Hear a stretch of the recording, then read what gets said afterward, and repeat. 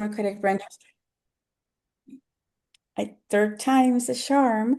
Welcome to the California Democratic Renters Council. My name is Mari Perez Ruiz. I am the chair, and I would like to warmly welcome you all.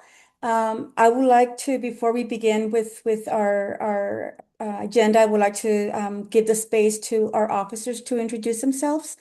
Since the last time we gathered, there were some changes to, um, and we added more regions to so we have more representatives, and this is the first time that they'll be engaging in their new capacity.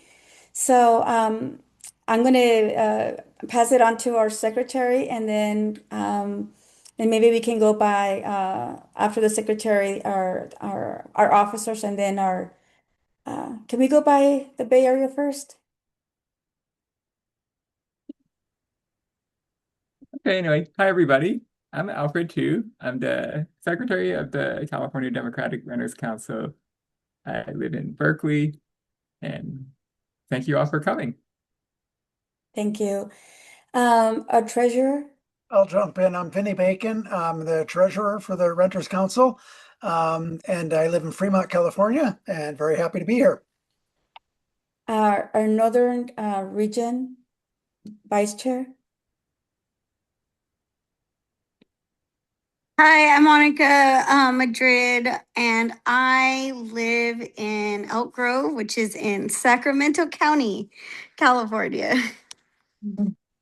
Thank you. Let's go with our Bay Area Vice Chair.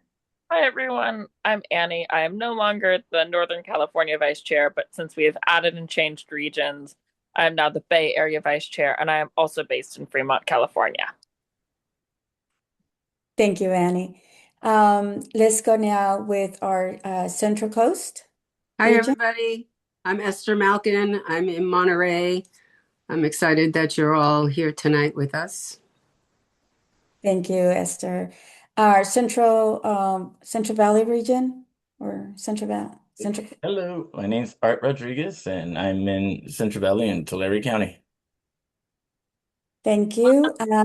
Now let's go down south to Southern California. Hi, everyone. I'm Susie Shannon. I'm the Southern California Vice Chair, and I live in Los Angeles, California. Thank you, Susie. Do we have any of the officers at large from Southern California? Or is anyone else that is okay? Yolanda Chacon from Central Valley. Yes, Vermont. Yolanda Chacon. Thank you, Yolanda. Well, welcome. I just wanted to introduce you to our new officers.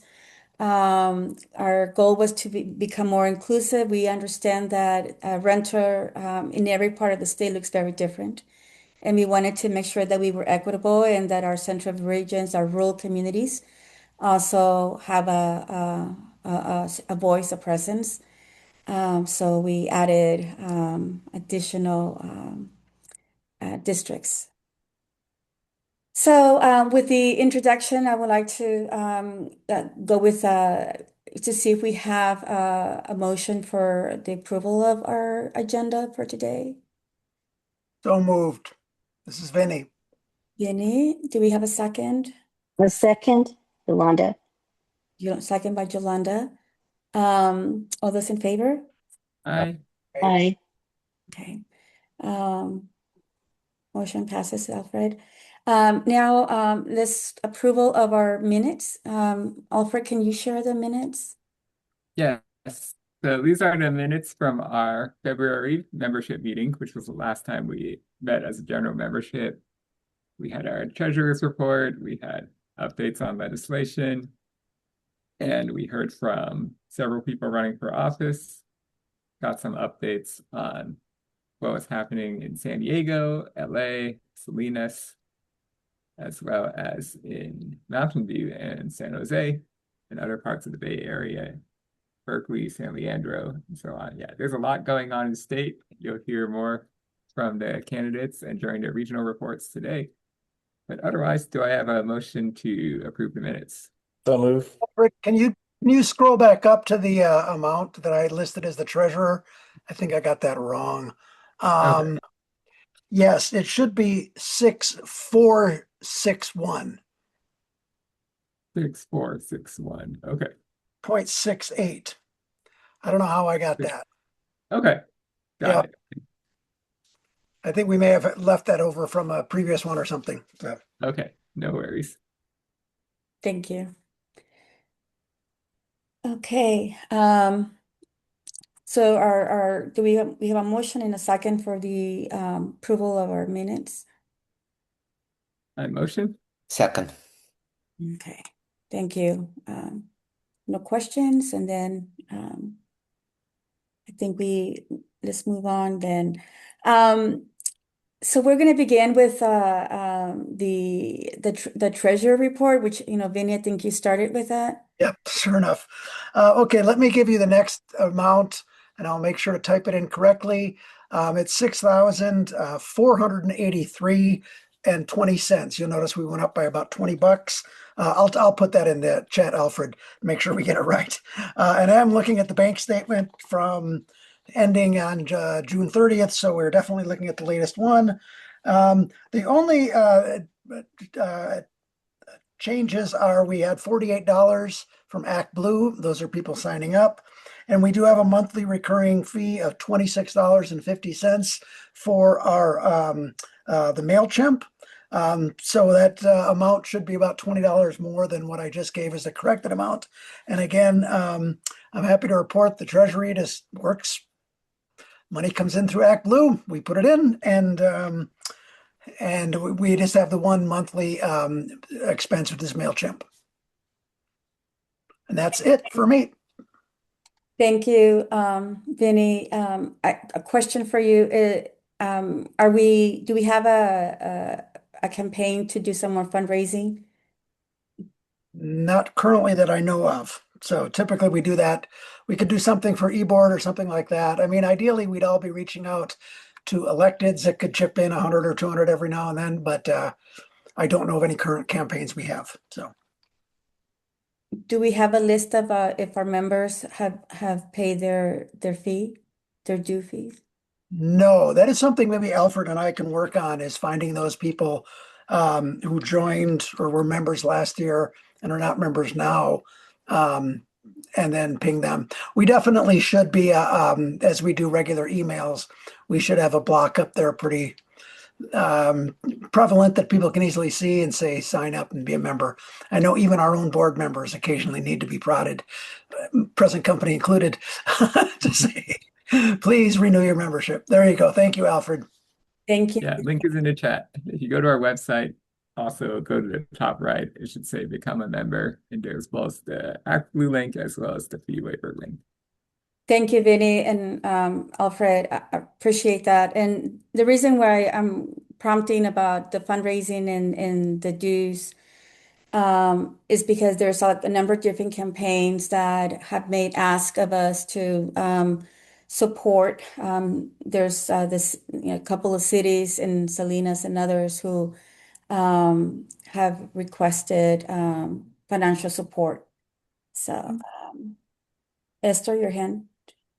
Yeah, I just wanted to mention to everybody, when we vote on endorsements, everybody needs to be paid up as a member. Only current paid up members can vote for candidates when we send out the OPA vote for endorsements. Thank you for the reminder.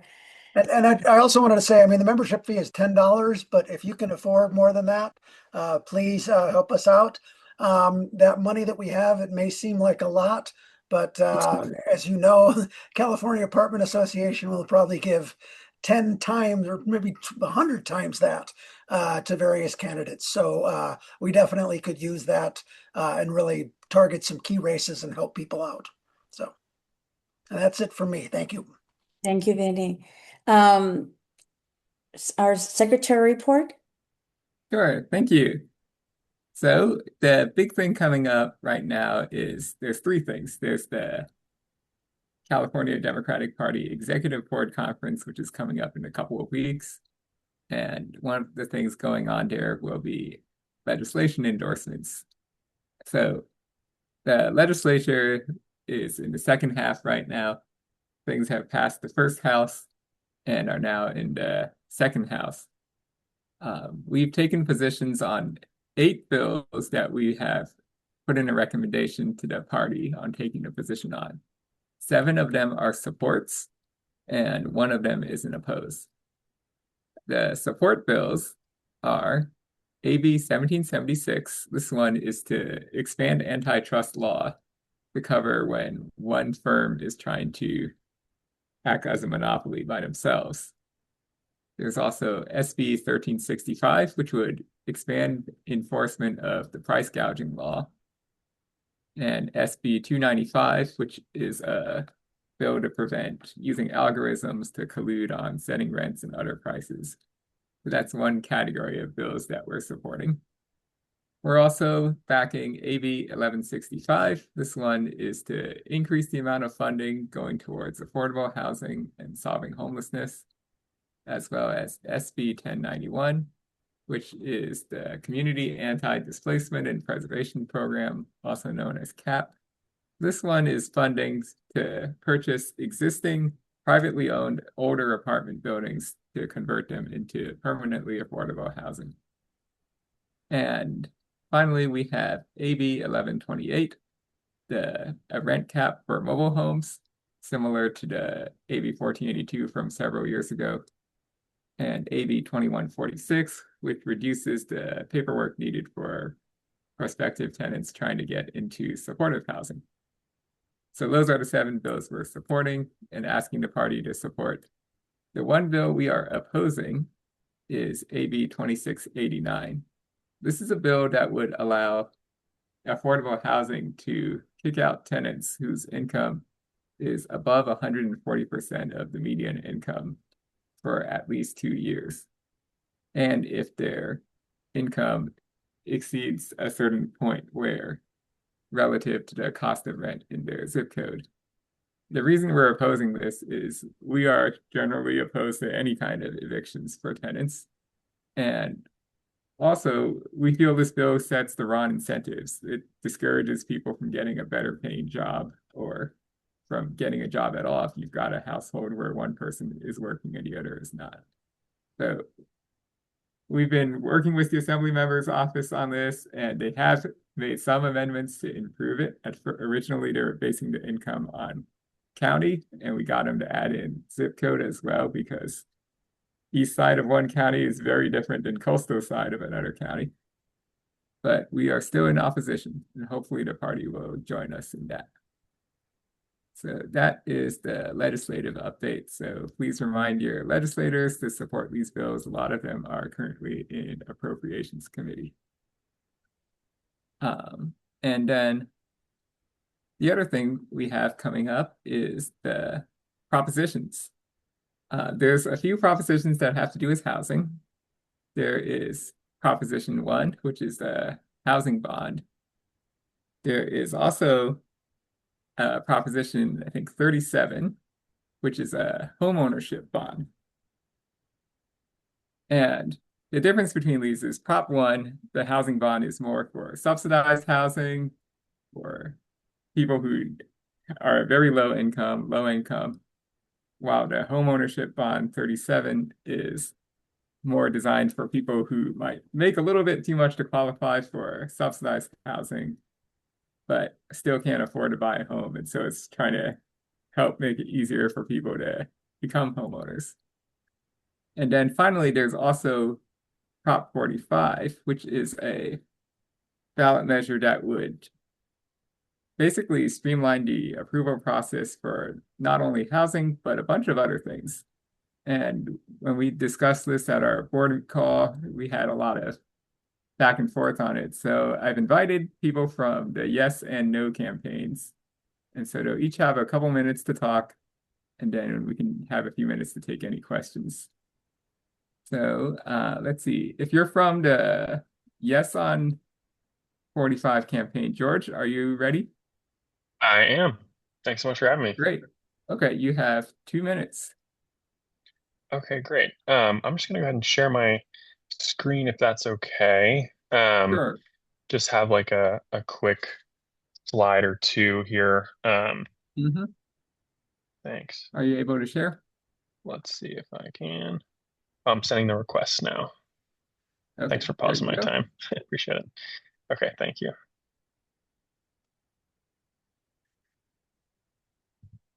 Okay, great. Can everyone see that okay?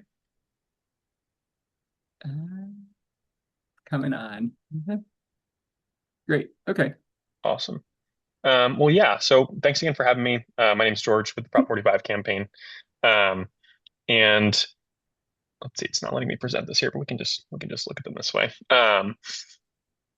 And for those of you who are not familiar, Prop 45, like Alfred mentioned, is a measure that would essentially streamline the process for approving housing, clean energy, healthcare facilities, education facilities. Sorry, George. People say, "Oh, there we go. Now they can see it." Okay. Okay, great. Awesome. Yeah, I'll pause it. Just go ahead and. Okay, cool. Yeah, so healthcare facilities, broadband infrastructure. I think I said clean energy infrastructure already. Public safety and wildfire prevention projects. A number of really important projects that currently face a ton of delays in the approval process.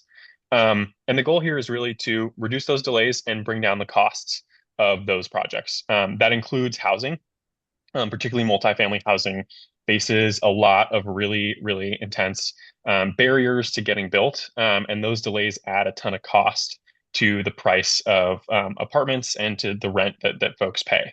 There's some estimates that find, on the low end, that could be as much as $75,000 to the price of an apartment, which of course gets turned into the rent that folks pay. And just to be clear, this is land use and CEQA law can get super complicated. So Prop 45 places timelines on the CEQA process. It does not create CEQA exemptions. So under Prop 45, there will be no projects that do not receive full environmental review.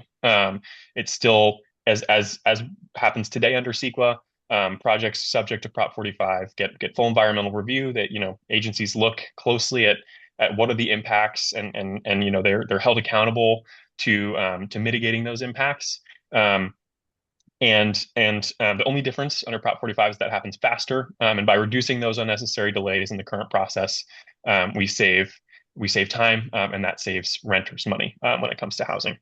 So that's my time. I'm looking forward to your questions. All right. Thank you. And next, Gabriel, are you ready for the no campaign? There you go.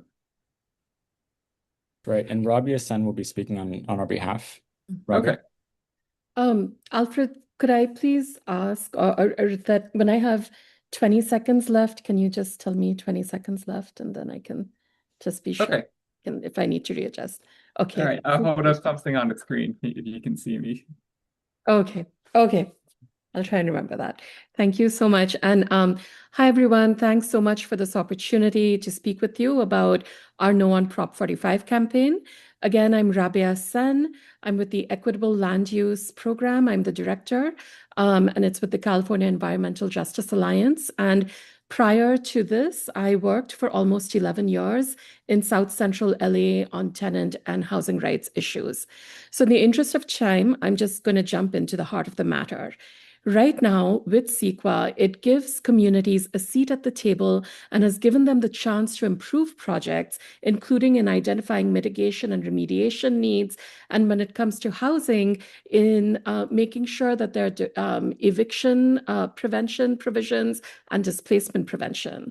But with Prop 45, control over environmental review for projects would now be shifted from communities to developers, and it would threaten our ability to protect our air, water, and community health. It would apply to heavy industrial facilities, freeway expansions, biomass power plants, data centers, and many other potentially harmful projects. Corporations and the California Chamber of Commerce are the ones who wrote and are funding this initiative. It's 41 pages long. It was drafted to benefit developers, not renters, and certainly not Californians who stand to lose critical protections for our clean air and water. A provision in the initiative also states that if it passes, it can hardly be changed, meaning the legislature is all but prohibited from amending this initiative should there be any unintended consequences, and it never sunsets. Notably, by the way, the legislature has already exempted the majority of urban housing from CEQA last year. Just throwing that out there. Look, when developers don't have to reduce or avoid the impacts of polluting projects, the costs will fall on the rest of us, such as higher water and electricity bills, contaminated air, water, and soil, and more asthma, more cancer, and other sorts of health-related impacts. Okay, that is time. Okay, thank you. All right, and now we will have some time for questions. And you can direct questions to either campaign or both campaigns, and we'll give about 45 seconds for each answer. So if you have a question, please raise your hand.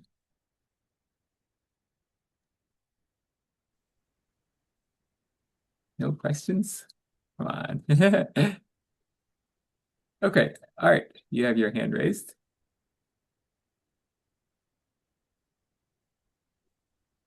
Who? Yes. Okay, no, thank you for Rabia for that presentation. In the Central Valley, we've constantly been hit with a lot of the dump sites, and our rural communities really lack the capital to defend itself, and a lot of the time we're not at the table. And at least from the folks that I've spoken to here in the Valley, we see this as possibly a big data center dump place in California, and I'm very much against it. Does that sound about right?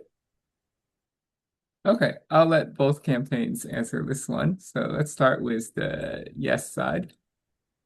Awesome. Thanks. Yeah. Thanks, Arturo. I appreciate that. I just want to clarify, Prop 45 does not cover data centers and does not cover sites that could be classified as heavy industry besides clean energy. So technically, I think like a battery storage facility or another similar facility to store the energy that we need to meet our climate goals would technically be a heavy industrial site. But for the most part, the measure does not apply to those kinds of projects. It's really for the essential clean infrastructure that we need to lower costs and move forward on climate change, and that does not include data centers. The measure does not apply to data centers. I'm happy to dig in more on kind of where that misinterpretation comes from, but I really appreciate you raising that, Arturo. It does not apply to data centers. Okay, Rebecca, do you have anything you want to add? I'm going to turn it over to Gabriel. Go ahead, Gabriel. Okay. Hi there, Gabriel Tolson with the Planning and Conservation League. I'll note, as I put in the chat, that Professor Eric Bieber of UC Berkeley Law, he's a respected scholar on CEQA, has published several blog posts stating that data centers would likely fall within the measure's definition of covered broadband internet projects. Notably, Proposition 45 contains no exclusions regarding data centers. This is a major omission. If the chamber had wanted to exclude data centers, they could have included them in the list of other excluded projects. For example, detention centers and high-speed rail are both excluded. That is not the case for data centers. Furthermore, it is relevant that the chamber is now saying that the data centers are not eligible. Developers will certainly try to invoke this measure, specifically by citing section 21028I1 on page 31 of the measure, which includes any project incidental to almost done that enables the operation of broadband internet. Okay, thank you. Our next question comes from Murtaza. Yeah, I think it was mentioned that the proposition only adds timelines, but what happens if the timeline is missed? And can you talk about what those timelines are? Yeah, absolutely.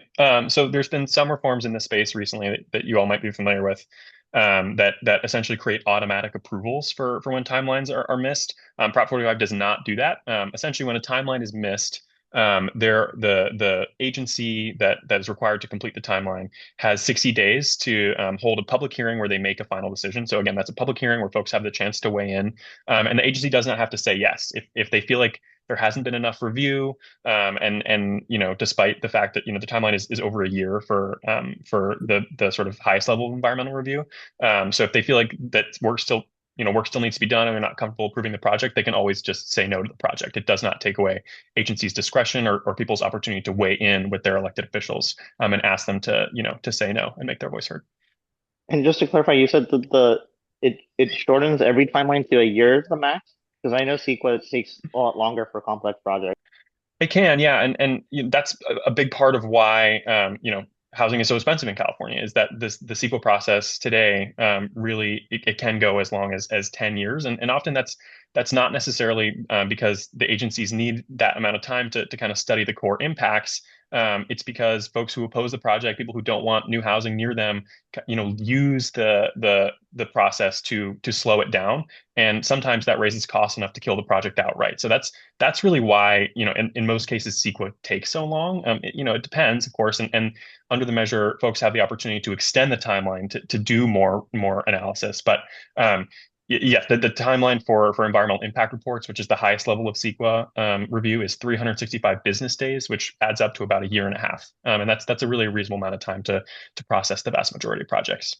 I've been on a planning commission. That's a very short time for a lot of projects. It takes longer to be done. Okay, before we go to the next question, Gabriel or Rabea, did you have anything you wanted to add on timelines here?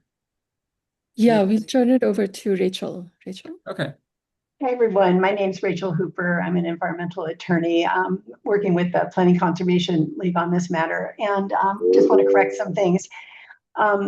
The timelines in this measure are very rigid. They're going to be very, very difficult for public agencies to comply with, and they hurt citizens' input as well, or community input, I should say. For example, it shortens the timeline for commenting on environmental documents like EIRs. That timeline is shortened for the public, and those timelines cannot be extended except by going to the court.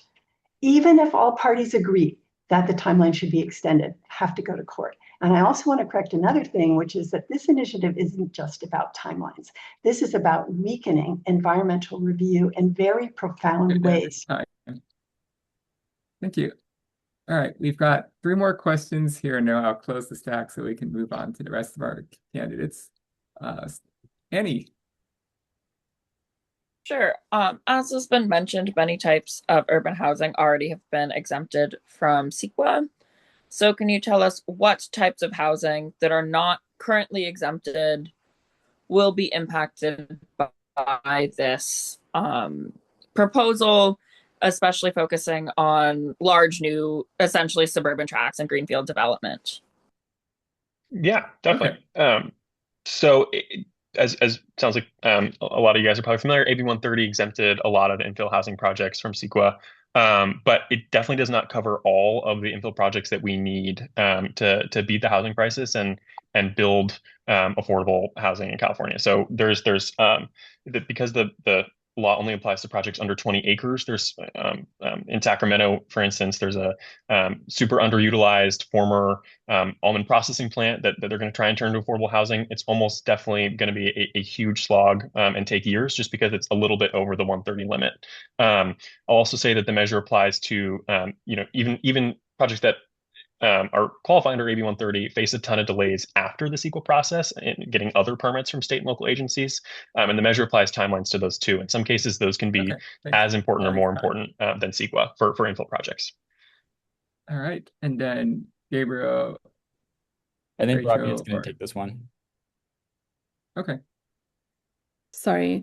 So I just, I've a few different things here. One is, to the extent that this proposition covers housing, it's likely primarily to affect market rate sprawl housing far from jobs in urban centers. And this means that to the nothing in this measure actually requires that developers pass on even a penny of their cost savings to renters. It includes no affordability requirements and no provisions addressing displacement. Also, Prop 45 does not apply to the majority of urban infill housing projects. As we said, most such developments were exempted from CEQA last year under AB 130. And finally, it allows developers to shift costs onto tenants. When corporations aren't required to analyze and mitigate the impacts. Thank you. Yeah. Right. Igor, you have our next question. Yeah, thank you so much. And I know we heard bits and pieces of this presentation at the California League, so thank you so much for being here. I have two questions. The first is similar to what Annie. Igor, can you combine your two questions into one question just so we Yeah, could yeah, I'm gonna say try to them? do that. I think I can do that. What percentage of housing projects could be impacted by this measure that are not already either don't require CEQA or do not have some form of streamlined CEQA that does not take a year if it's infill housing? And what would be the impacts on cost to local jurisdictions, particularly rural jurisdictions that are resource limited in having to do, if this were to pass and if they had to do that? Great questions. I can't give you the exact percentage in terms of the number of projects that already qualify under AB 130. I will tell you it is a very small proportion of the overall amount of housing that's built in California every year would qualify for AB 130. It's significantly less than half. I think it's less than a third. I'd have to get back to you on the exact number. Since you brought that up, I want to make sure to emphasize that even if projects qualify for AB 130, they often face really significant delays outside the CEQA process, and those delays absolutely raise costs. And this measure addressed not just CEQA, but those secondary permitting things as well. Those costs are passed on to renters, and by reducing the delays in those secondary permitting processes, renters will see significant savings. As for rural jurisdictions, agencies are able to recover their costs in processing applications from developers. The measure explicitly retains their ability to do that, so they won't face budget impacts from having to process those applications. All right. And from the no side. Yeah, we're going to shift this one to Rachel.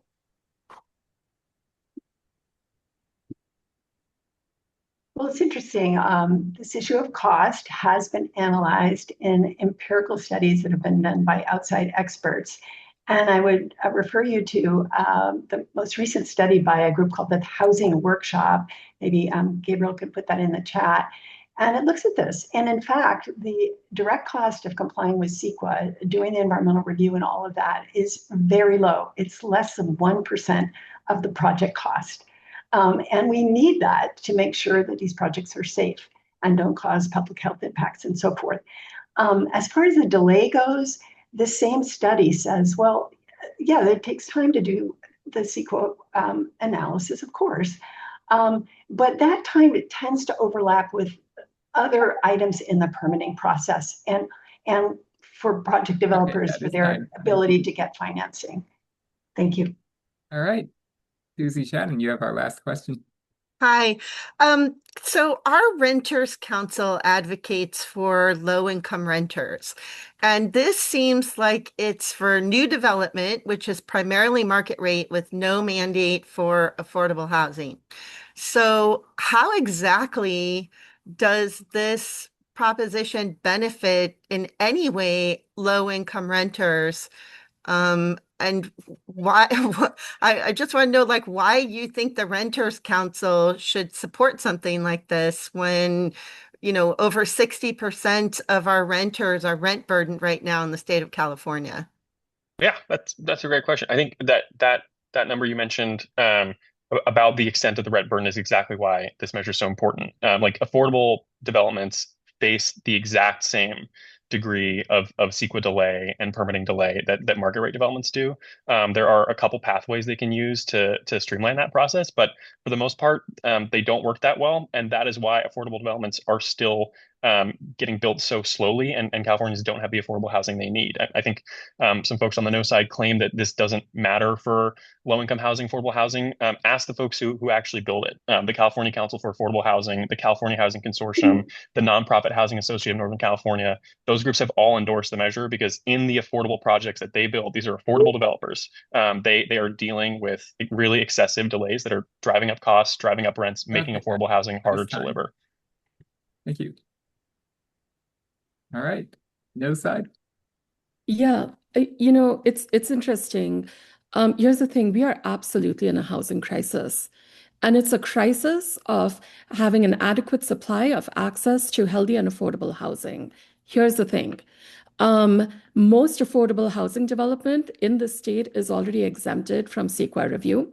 And in this proposition, by the way, the cost savings from developers not passed along to renters and homeowners.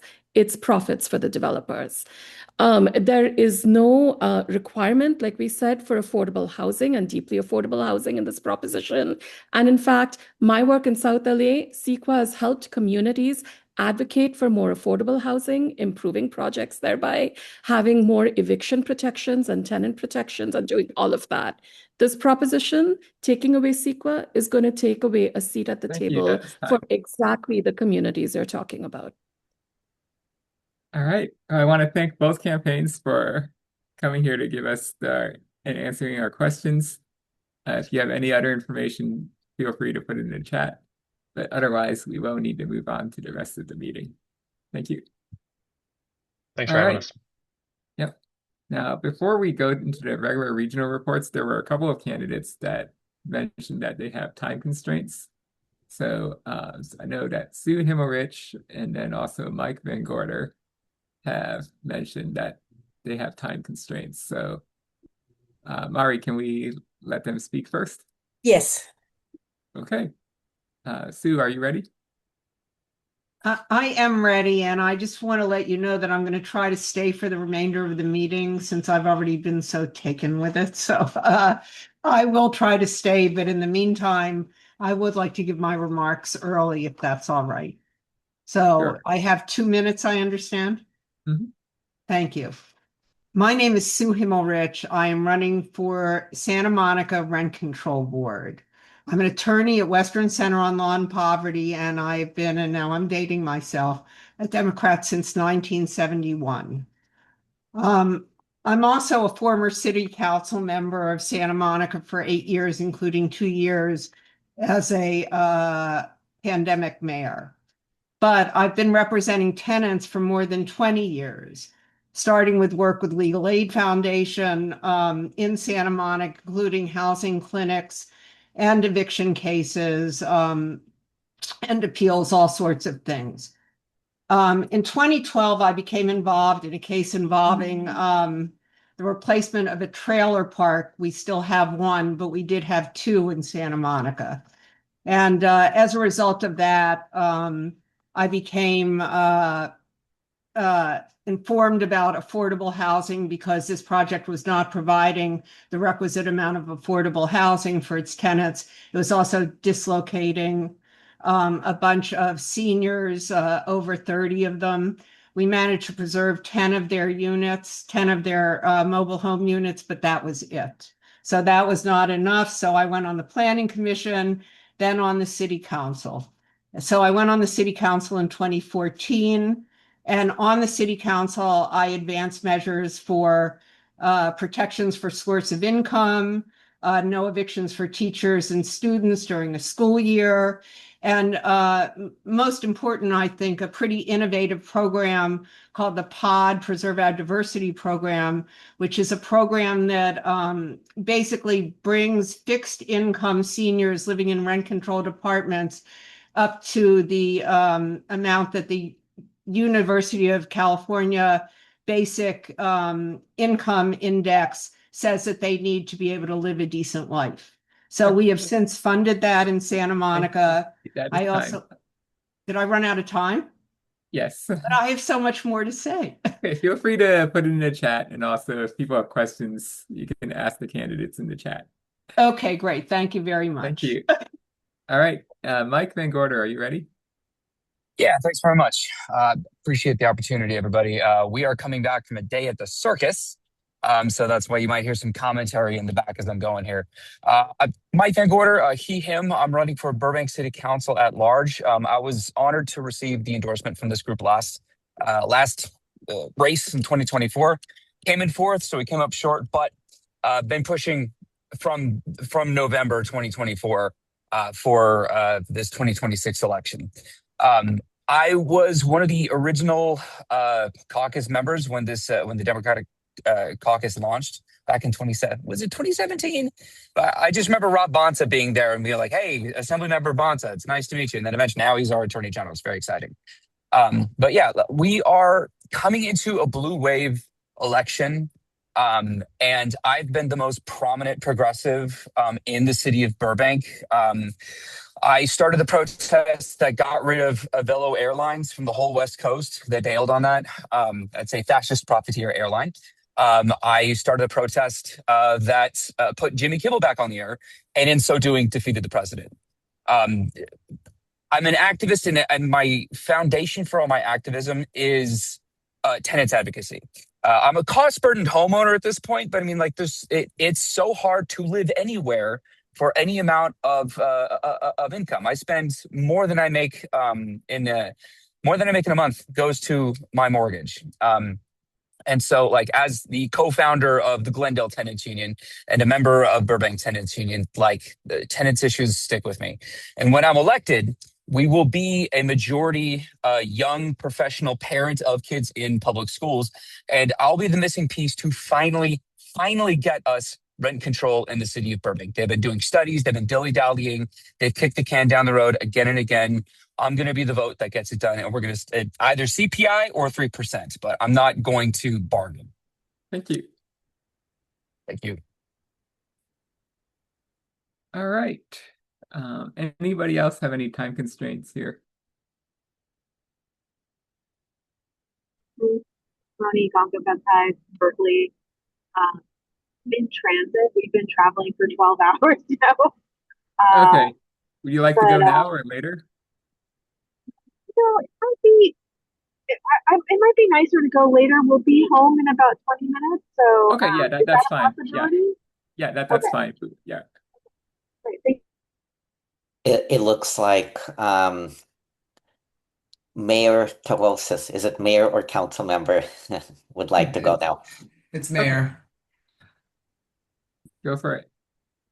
Thanks, Alfred. Thanks, Igor. Hi, everyone. Carolyn Tarosis, she, her. I'm currently serving as the mayor of the city of Santa Monica, and I have been honored to have been endorsed by this organization in my previous council race. I am also a two-term elected rent control commissioner, former rent control commissioner in Santa Monica, served twice as the chair of the rent control board, fiercely pro-tenant. We have worked with our lobbyists at the state level to repeal Costa-Hawkins and the Ellis Act, although all of us know that that's an uphill battle. I'm super proud that our progressive council in Santa Monica has now instituted right to counsel, so paid legal representation for anyone qualifying who's facing eviction. But not only that, thanks to some of the great work of many of you here on this call, and of course of Sue Himmelrich, I just have to give her a shout out, my friend here, and their work. We have money to pay for renter aid, and so that's flexible cash assistance, because we have taxed ourselves to pay to assist renters who are precariously housed. In situations where we can help them avoid having an unlawful detainer filed against them in the first place. We know it is a very, very challenging time economically. I am the only candidate who is going to stand up for workers, stand up for renters, has a dedicated track record of having done that, has put my money where my mouth is in terms of how we budget our money. And it is essential to me that we have a champion on our city council in a city that is over 70% renters, has a very, very strong history of protecting tenants. We cannot let corporate interests take this seat over. So I am respectfully asking for your endorsement for my reelection campaign. And please know that I am always standing on the side of renters. Great. Thank you. Thanks, Alfred. We had two other people who mentioned they have time constraints. Helen, are you ready? Awesome. Thank you so much. Yeah, I'm just coming back from a sick leave in West Hollywood. So my name is Helen Krieger, and she, her pronouns. I'm a renter in West Hollywood. I'm running for city council here for the first time. There are a lot of people running in this election. There's about 14 people running. One of the things I think that makes me different is I'm supported by a majority of our city council right now, John Erickson, Chelsea Byers, and Danny Hang. I also am renting this apartment here, which is the apartment that I got after my really affordable apartment was Ellis. And so I have experience sort of knowing what it's like to have one of those forced evictions. It was a rent eviction, basically. The landlords were renovating the property. And so that's really given me a passion for affordable housing. in West Hollywood, I feel so many similar things to Mayor Terrasas in Santa Monica and West Hollywood. We're 80% renters. We were founded on affordability, and now the average asking rent in West Hollywood is $6,000 a month if you're coming in getting market rents. And so I've seen how hard that can be. I've also seen how our inclusionary affordable housing was there for the rest of my neighbors when our building got Ellis, and it kept them from being homeless. I'm in favor of strong renters protection. I'm in favor of building new rent controlled units. We've done it just a couple months ago in West Hollywood. I'm really proud to say that we entitled new RSO rent stabilized units here. I'm also really in favor of building more affordable housing, more infill development, more really increasing the supply. We've built, it's about 70% less housing since we became a city. So that's somewhere where I think we can do better. And then some of my experience, I'm a TV writer right now, but some of my experience before that is I was living in New Orleans during Hurricane Katrina, and I helped build affordable housing through a coalition of a neighborhood association that I was a part of. So it's my first time running, but I definitely have a lot of different experience, and I would love to get this endorsement. I would love to earn it. Thank you. Thank you. George, you're next. Great. Thank you, Alfred. Hi, everyone. George Syrup. I'm running for the Hayward City Council. That's in the San Francisco Bay Area, also known as one of the most affordable places in the United States. That's a joke. I'm the only renter on the Hayward City Council, which is a point of pride for me. Almost half my city is comprised of renters. When I first ran, landlords chipped in $25,000, if not more, to try to keep me from winning my seat, which is how you know my policies and the things that I'm running for are effective, is if you judge me by my enemies. Since being elected, I pushed for free legal representation for tenants that were facing any illegal evictions during the end of the COVID moratorium on evictions. I've helped strengthen tenant protections by improving our rent stabilization ordinance.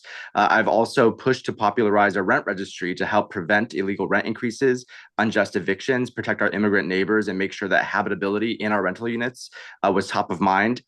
We are currently hit with a budget deficit, which postponed the registry, but I want to continue fighting for that if reelected, and strengthen our rent stabilization so that 5% isn't the cap, but CPI or 3%, whichever lower is the cap, as well as continue to advocate for repealing Costa-Hawkins at the state level to the degree that I can as a local elected.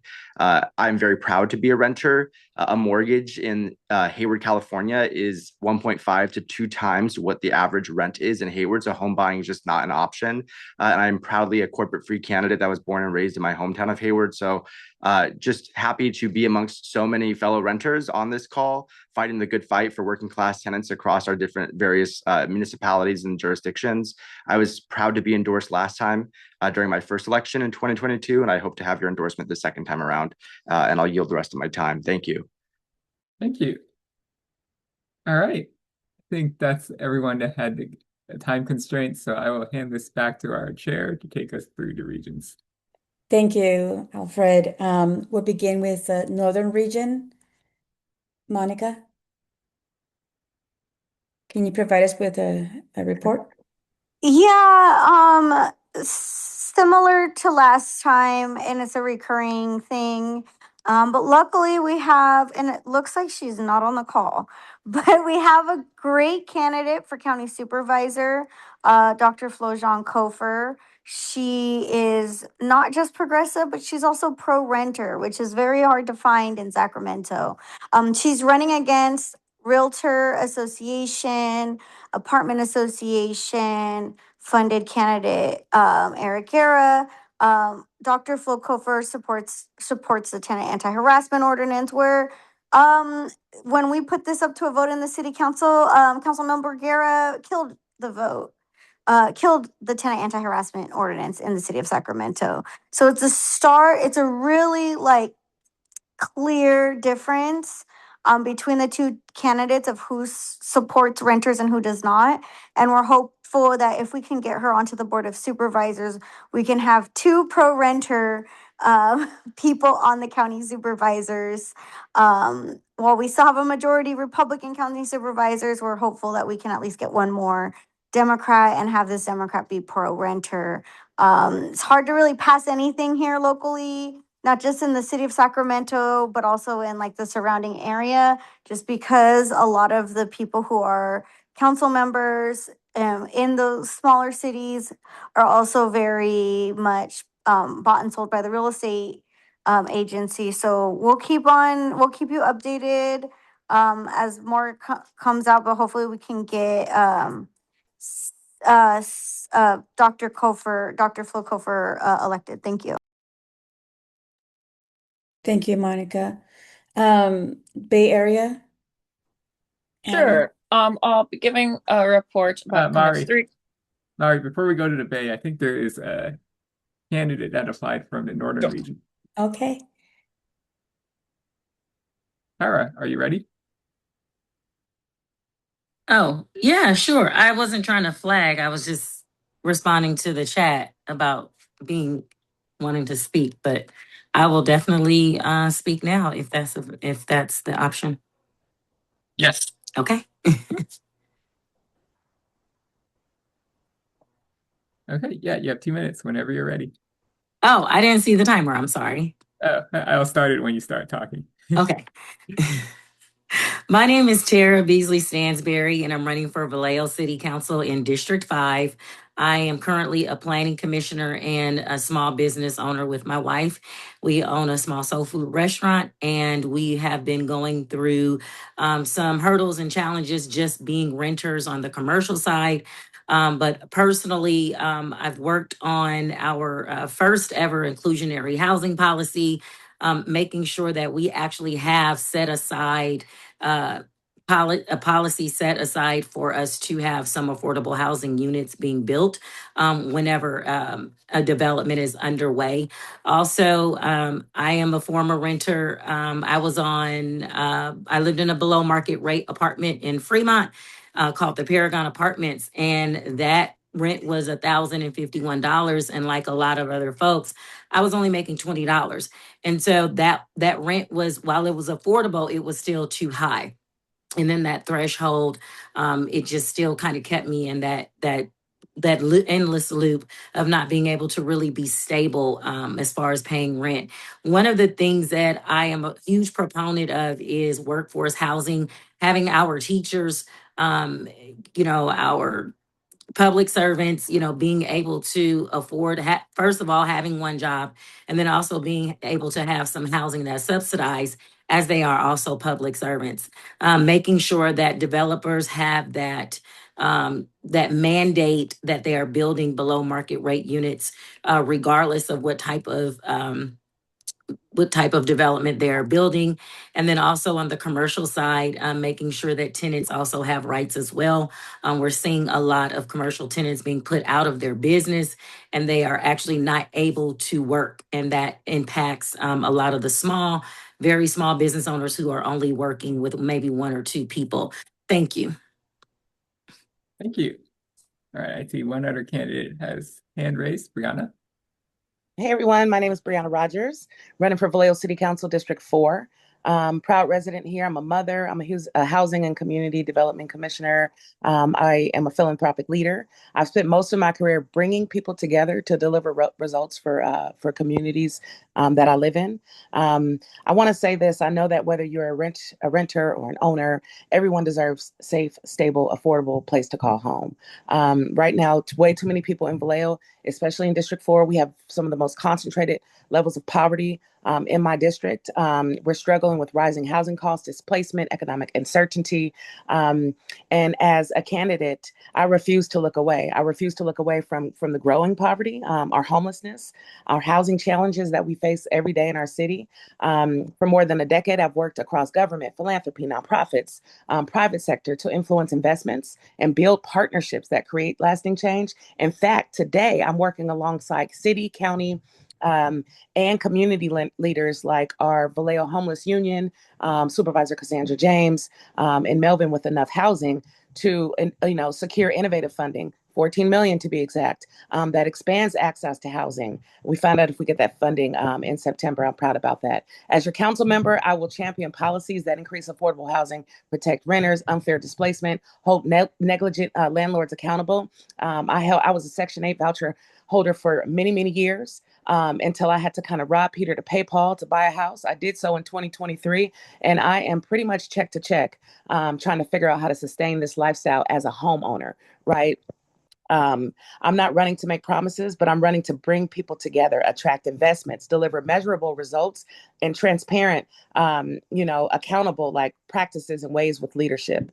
I hope to not only earn your endorsement, but to earn your trust and your partnership as well. Thank you for your time, and I respectfully ask for your endorsement. All right. Thank you. Okay, I see a couple more hands raised, but we will get to Southern California later, unless you have a time constraint. But otherwise, Mari, I'll hand it back over to you. Thank you. So we're moving on to our region reports. We're the Bay Area. Annie? Sure. Yeah, I'll be reporting on 3 topics of things, those being candidates, policy, and kind of the other miscellaneous category. In the candidate front, the Bay Area has had a quite interesting, we'll go with political merry-go-round, because former Congressman Eric Swalwell resigned. And so that left an open congressional seat. The race there we've made it through the primary, both for the general election in November, as well as a special election that will be occurring in August. Current state senator Aisha Wahab is in the general election, both for the special election and for the regular election. She has been a constant and steadfast voice for renters in the state Senate, and we imagine that she will do the same if elected to Congress. It looks like she is the front runner, and she is running against another Democrat, though State Senator Wahab is the Democratic Party's endorsed candidate. So that's one thing. In addition, because State Senator Wahab is not running for her state Senate seat, that left an open race for the state Senate. That race has gone Democrat on Republican, as the district is so heavily Democratic. It's very likely that the Democratic candidate named Scott Sakakihara, who is currently on the city council in one of the cities in the district called Union City, will be elected to the state Senate. In addition, in the Bay Area, we have a few very strong pro-renter elected officials in the state legislature, one of them being Assemblymember Alex Lee. He is running against a Republican in the general election, so it is very likely that he will retain his seat. On the local level in the Bay Area for candidates, Berkeley is one of 2 cities in California that has an elected rent regulation board, essentially, the other city being Santa Monica. In Berkeley, there is a strong convention wherein a whole bunch of progressive groups get together and decide what the tenant slate will be. That has happened. We have some of those candidates on the call, so the tenant slate is formed, and we will be hearing from some of those candidates later. I imagine, though obviously no one can promise or see the future, that our council will probably endorse those candidates as we traditionally endorse the candidates that the tenant slate has put forward. Next, I will move on to policy. We have some good news coming out of Palo Alto. They are considering a fair chance / ban the box ordinance that would further limit how landlords look at, review, evaluate, or consider the past criminal history of a potential tenant. Query when that will be voted upon, but it looks like in the next few months or so, probably before the end of the year, that the Palo Alto City Council will be voting on whether or not to adopt that ordinance that has been in the works for, I believe, almost 2 years now. Next, I will move on to the third category of things that I'm reporting on, namely miscellaneous stuff. We, a few months back, talked to some of the candidates who were running for the student senate at UC Berkeley, one of whom was running on a pro-tenant, essentially pro-tenant platform, because so many of the students that they represent are tenants either of the university in the dorms or of landlords who are off campus. That candidate came in second out of 20 candidates, so they will be a student senator for the upcoming year. And there is some potential for collaboration wherein traditional pro-tenant policy and like pro-student policy interact. For instance, landlords are currently allowed to discriminate because someone is a student.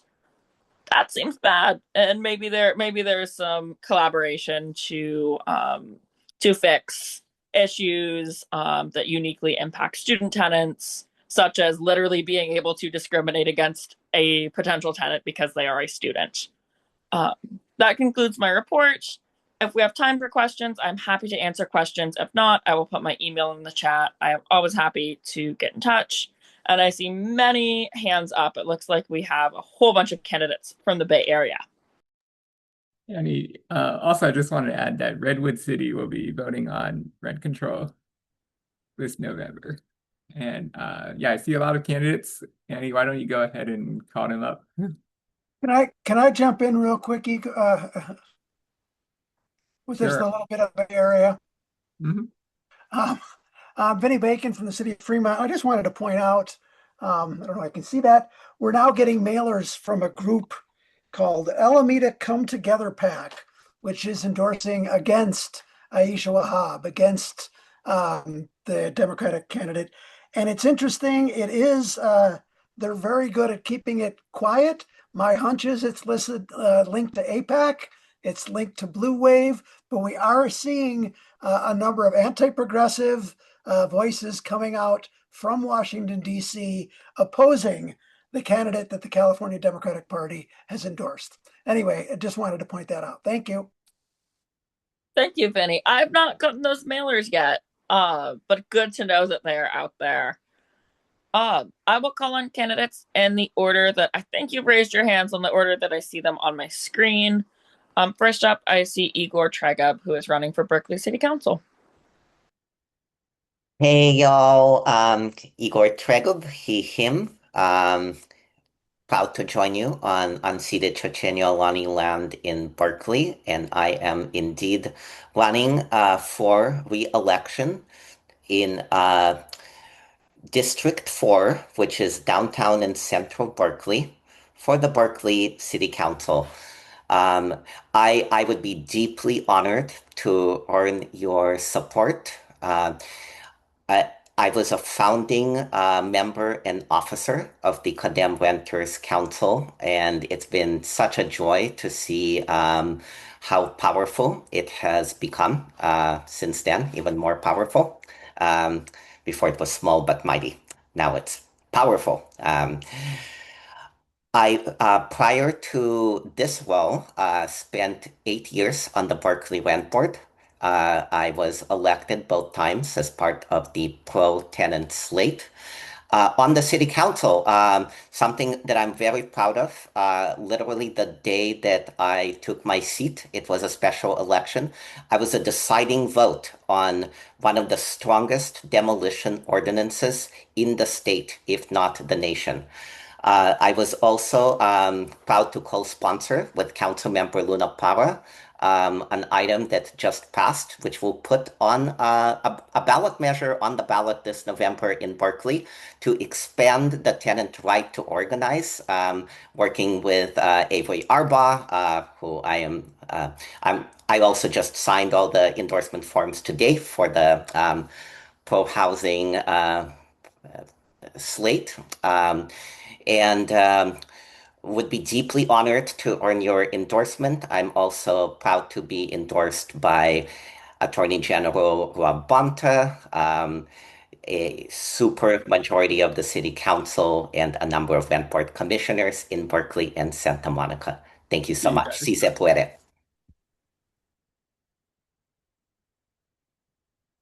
Thank you, Igor. Next, we'll hear from Daria Rubel. It's cut off, so I can't see, but it looks like candidate for Berkeley City Council. That's right. Thank you very much. I am running for District 1, which is Northwest Berkeley. And there is another candidate for that on our call. You'll be hearing from her later. We are the two progressive candidates in this race. And I'm excited to see Sirach and Igor here, hoping that all three of us get elected and we can form the basis of a pro-tenant majority on Berkeley City Council. I am a homeowner now, but I did spend the first 30 years of my life as a renter, and most of those in a rent-controlled apartment in Berkeley. So I understand how essential rent control is for livability and affordability and the right to adequate housing. Um, I One thing that I'm excited to bring before the city council during my first term is an idea from Minneapolis where if landlords have too many complaints against them for inhabitability, the city will actually take over the collection of those rents and put them in trust for that landlord, but use the monies to make the necessary repairs so that we can create a city where there are no slumlords, there are no uninhabitable units, and everybody gets adequate housing.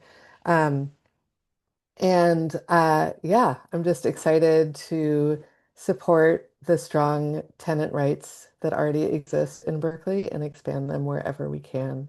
I am a first-time candidate. This is only the second endorsement meeting I've ever participated in, so I'm super excited to be part of this process and hope that I will earn your support. Thank you very much.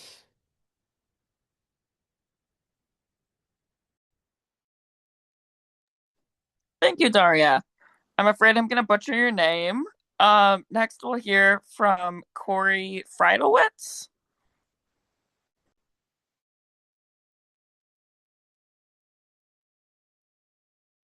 You're on mute still.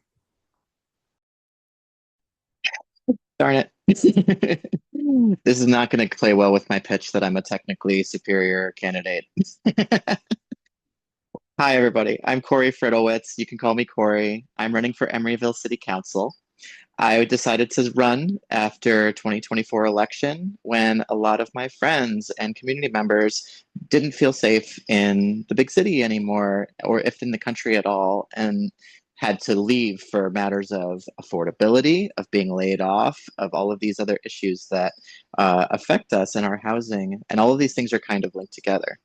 I am very pro-union. I'm pro-worker. I have been outspoken in both of these ways for a very long time, but this is my first time running for public office.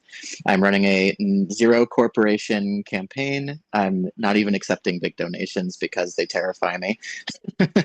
We're trying to do it pretty small in our small town in Emeryville, but our town, even though it's small, is pretty dense, and I want to keep it that way. We have a bunch of stalled housing projects here that I want to get moving because more housing equals lower rent. That's the whole thing that I'm trying to get through here.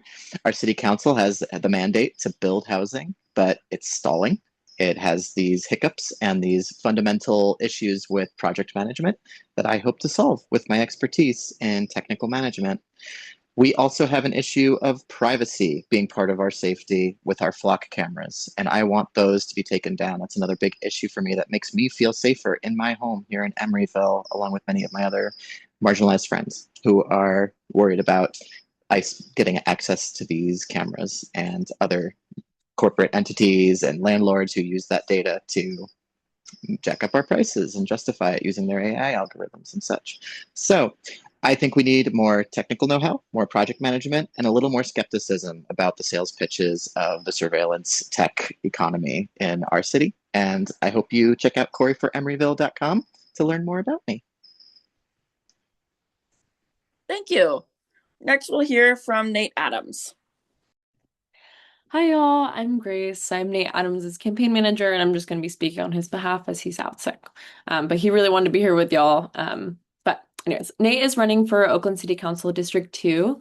He's a longtime Oakland renter and the only corporate-free candidate. He knows what it's like to be a renter and to grow up low income. He's experienced the challenges of homelessness himself, and he has organized with his neighbors to stop their landlord from illegally entering their property, demanding stronger buyout protections.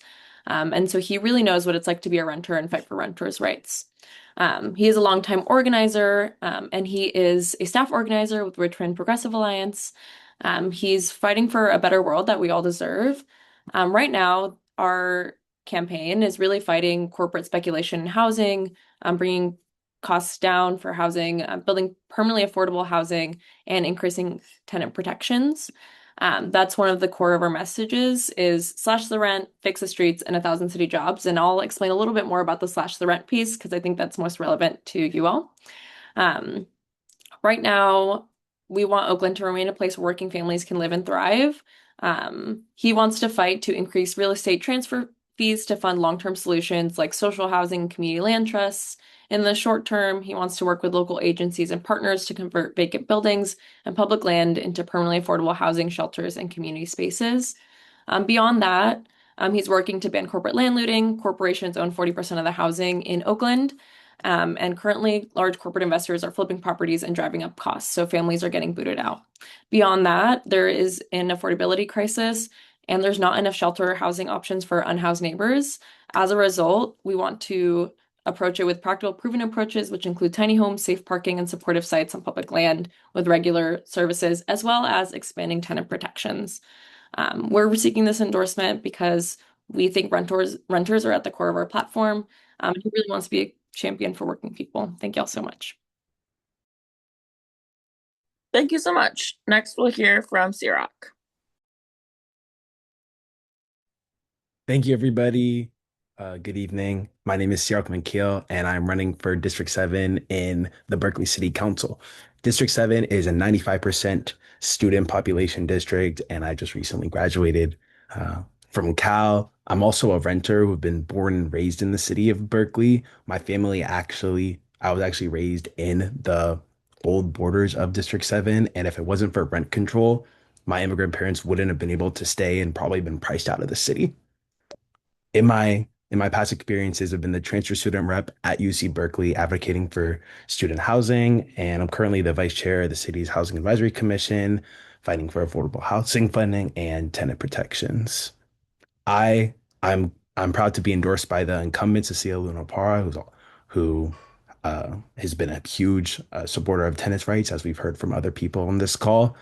And I want to continue her work while also making sure that we can push for stronger demolition controls, protecting and expanding Berkeley's Just Cause for Eviction ordinance, and extending Berkeley's Tenant Protections and Right to Organize Act. Thank you so much, and I really appreciate it. Thank you.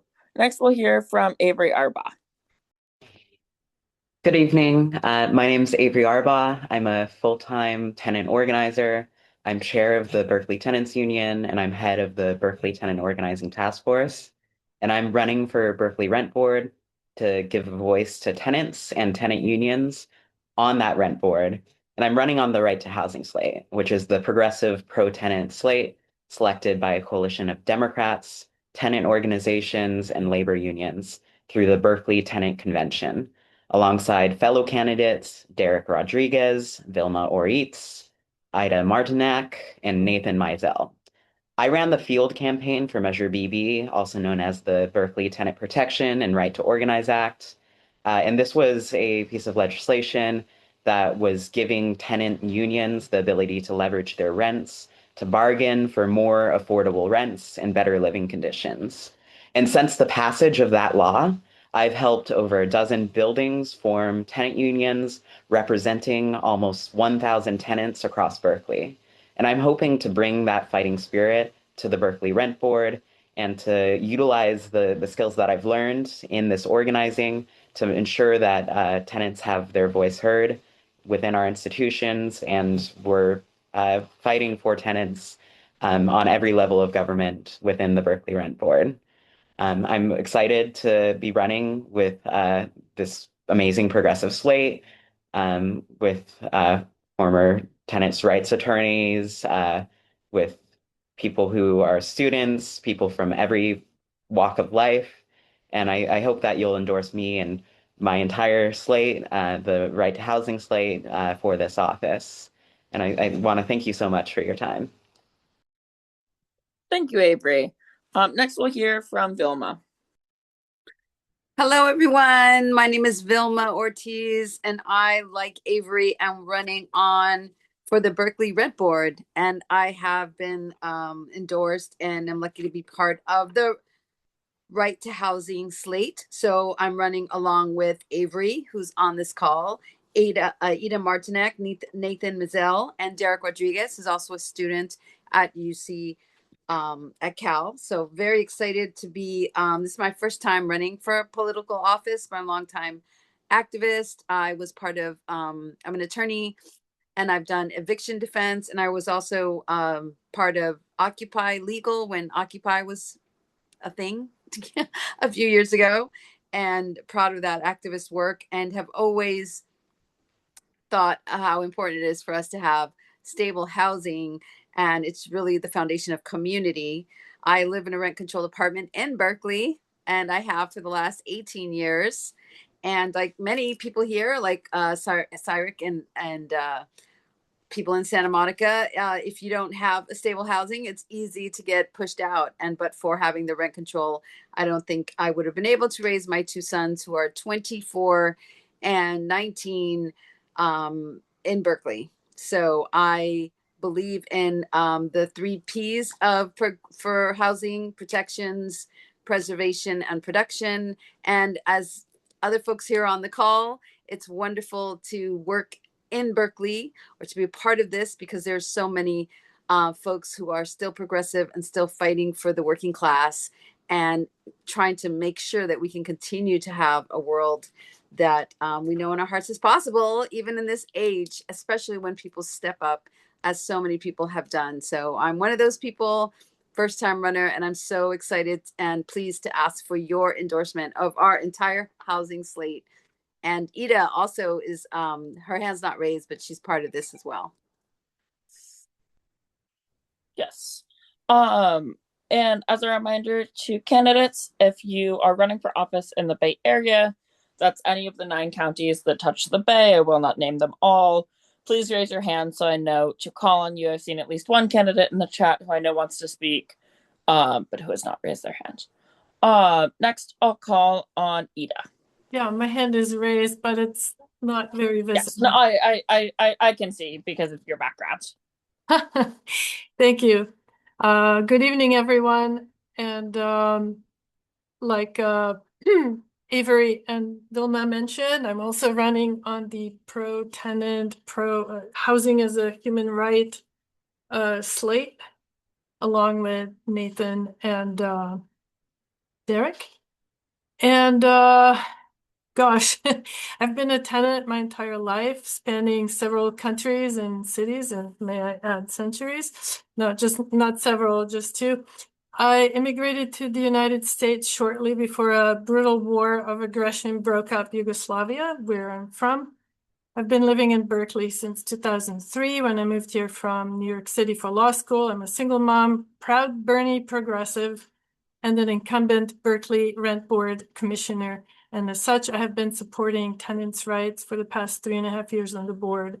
As the chair of the Climate Resilience and Habitability Committee, I'm focused on proactively creating a whole new protection for tenants in terms of impact of energy prices and extreme weather events on the ability of tenants to maintain adequate indoor temperatures and clean air in their homes.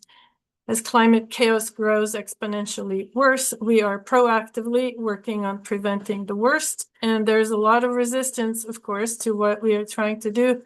PG&E definitely won't like a whole bunch of captive tenants unplugging from their grid, which would be the ideal solution. I'm, of course, also passionate about helping aging and low-income tenants remain in their homes and age with dignity in Berkeley. I'm opposed to gentrification, and I'm very much opposed to the large corporations buying up rental, like single family homes, especially. So I'm very progressive, like I mentioned, and I'm a fighter. Thank you. And last but certainly not least, we'll hear from Sarabjit Chima. Thank you. Hello, everyone. My name is Sarabjit Chima, and I live in Union City. And I'm a candidate for Union City Council District 4. which has become available because our council member, Scott Kakihara, you might know him, that he is moving on to the general election. He's the top vote getter, so there was an opportunity. I am a teacher right now, high school teacher. And then before that, I was a civil engineer for the California Department of Transportation. So I understand the planning, the city, how the traffic and the safety, development and everything, So I did that for a living for 20 years.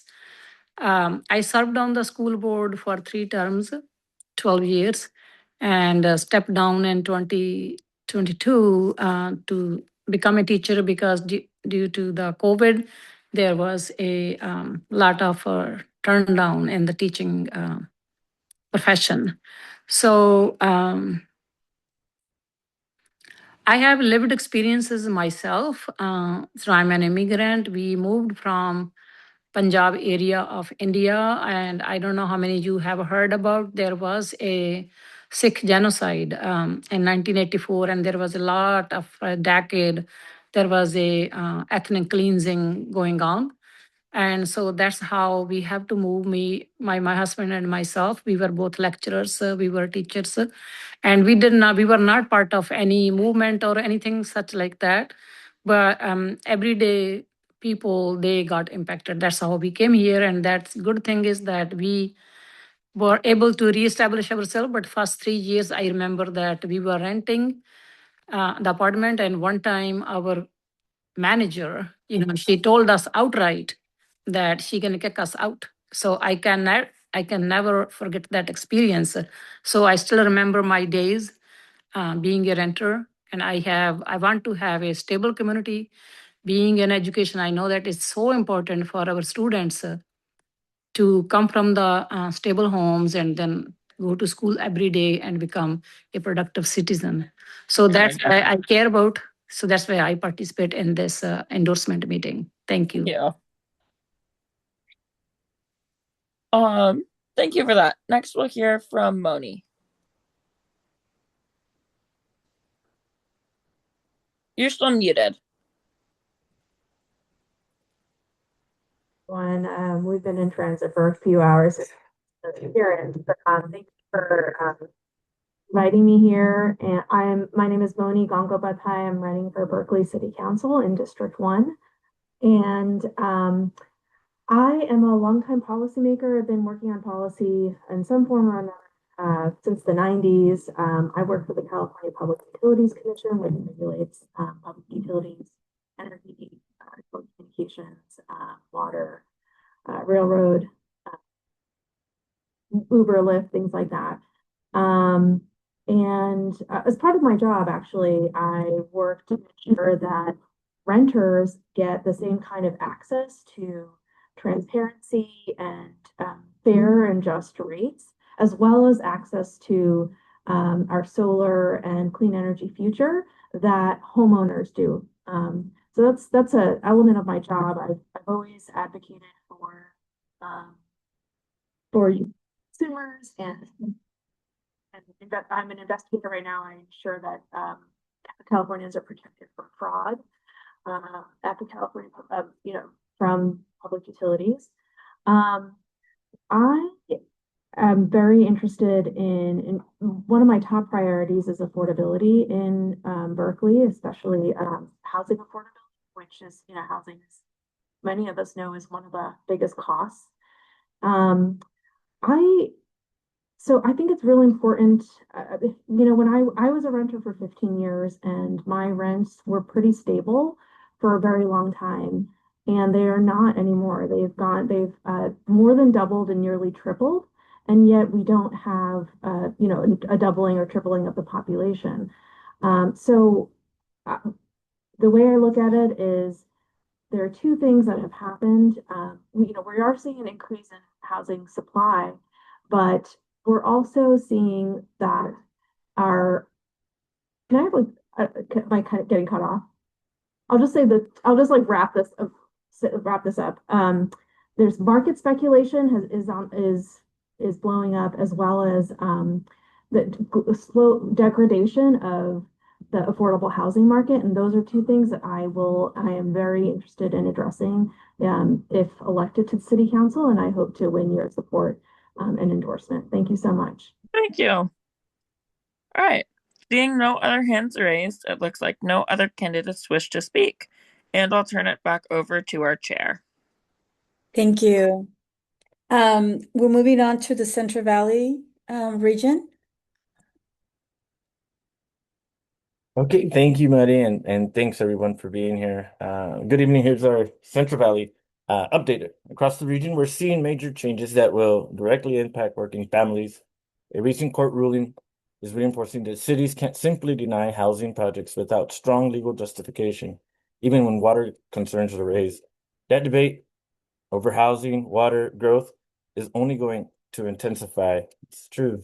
Our concern is that this arguably will be the nail in the coffin for working class, especially farm workers, to ever be able to access safe and affordable housing, as this will leave anyone without incredibly deep pockets from having a seat at the table. As we know, corporate developers, the only ones with deep enough pockets, will move mountains to build housing with the biggest bottom line and never what's best for our working families. In agriculture, this is just one example. Many peach growers are facing an uncertain future following cannery closures, with thousands of acres expected to be transitioned to new crops. That's another reminder that our agriculture economy is changing, and workers in rural communities must not be left behind. Very little planning and effort is going into ensuring farm worker children will thrive as our communities adapt. Construction on California's high-speed rail continues through the Central Valley, although many proposed changes appear to leave residents of the Central Valley short on the deal. However, the project is bringing infrastructure investments, jobs, while conversations around farm worker housing, immigration, and affordability remain at the forefront. This message is clear. The Central Valley is changing. Our job is to ensure changes benefit the people who live here, not just those with the loudest voice or the deepest pockets. We'll continue to advocate for safe housing, good jobs, strong infrastructure, and thriving rural communities. We do see a blatant lack of renter protections moving forward in the local level. Rest assured, reorganizers are building and preparing for the good fight. It does pain me that very little investment has gone into protecting renters in the Central Valley, and we do plan on having that change in the near future. But I don't know if you guys followed the congressional races happening, but one of the notable races I'll recommend everybody to follow is Randy Villegas against Congressman Valadao. He's I'm telling you, it's gonna be, he's a Bernie endorsed candidate, super progressive, and we'll see what happens, but I believe it's probably gonna be a national race, so we'll see. And that's all I got for the Central Valley, Madam Chair. Thank you. Is there anything that the Officer at Large, Yolanda Chacon, may like to add to it?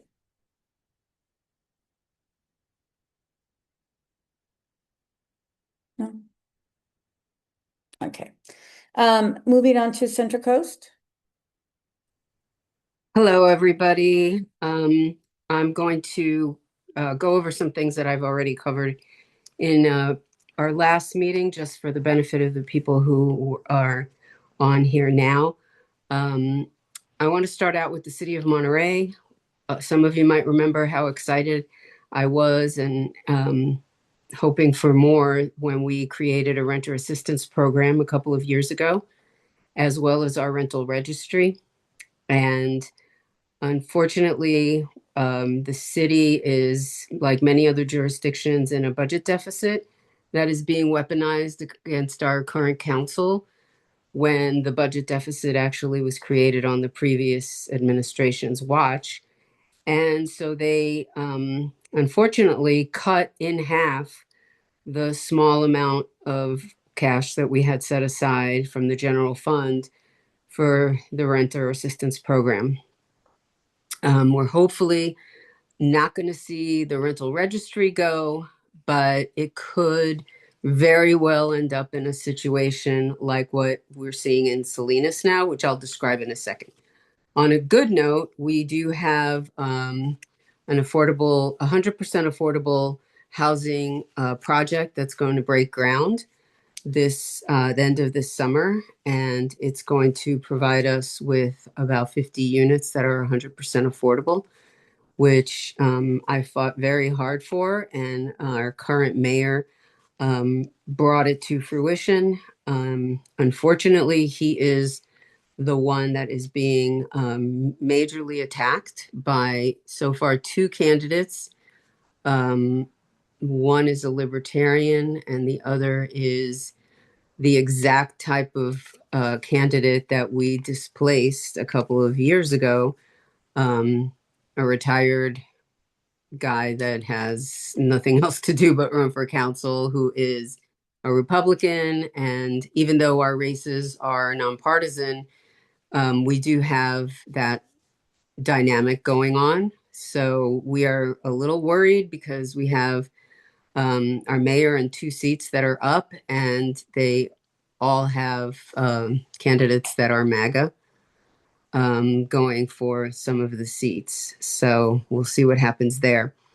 We also opened up teacher housing. The school district bought one building, and it's all for teacher housing. They have another one under construction.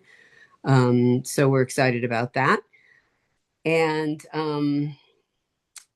now I'm going to move on to a couple of other cities. I'm going to end with Salinas because I'm going to call on that candidate right after I speak about it. But well, actually, I'll go to that now, and then I'll go to Marina later. So the city of Salinas, a couple of years ago, the city council at the time passed they passed 4 ordinances for renter protections, and they passed actually unanimously. And that mobilized the ag corporations and other very funded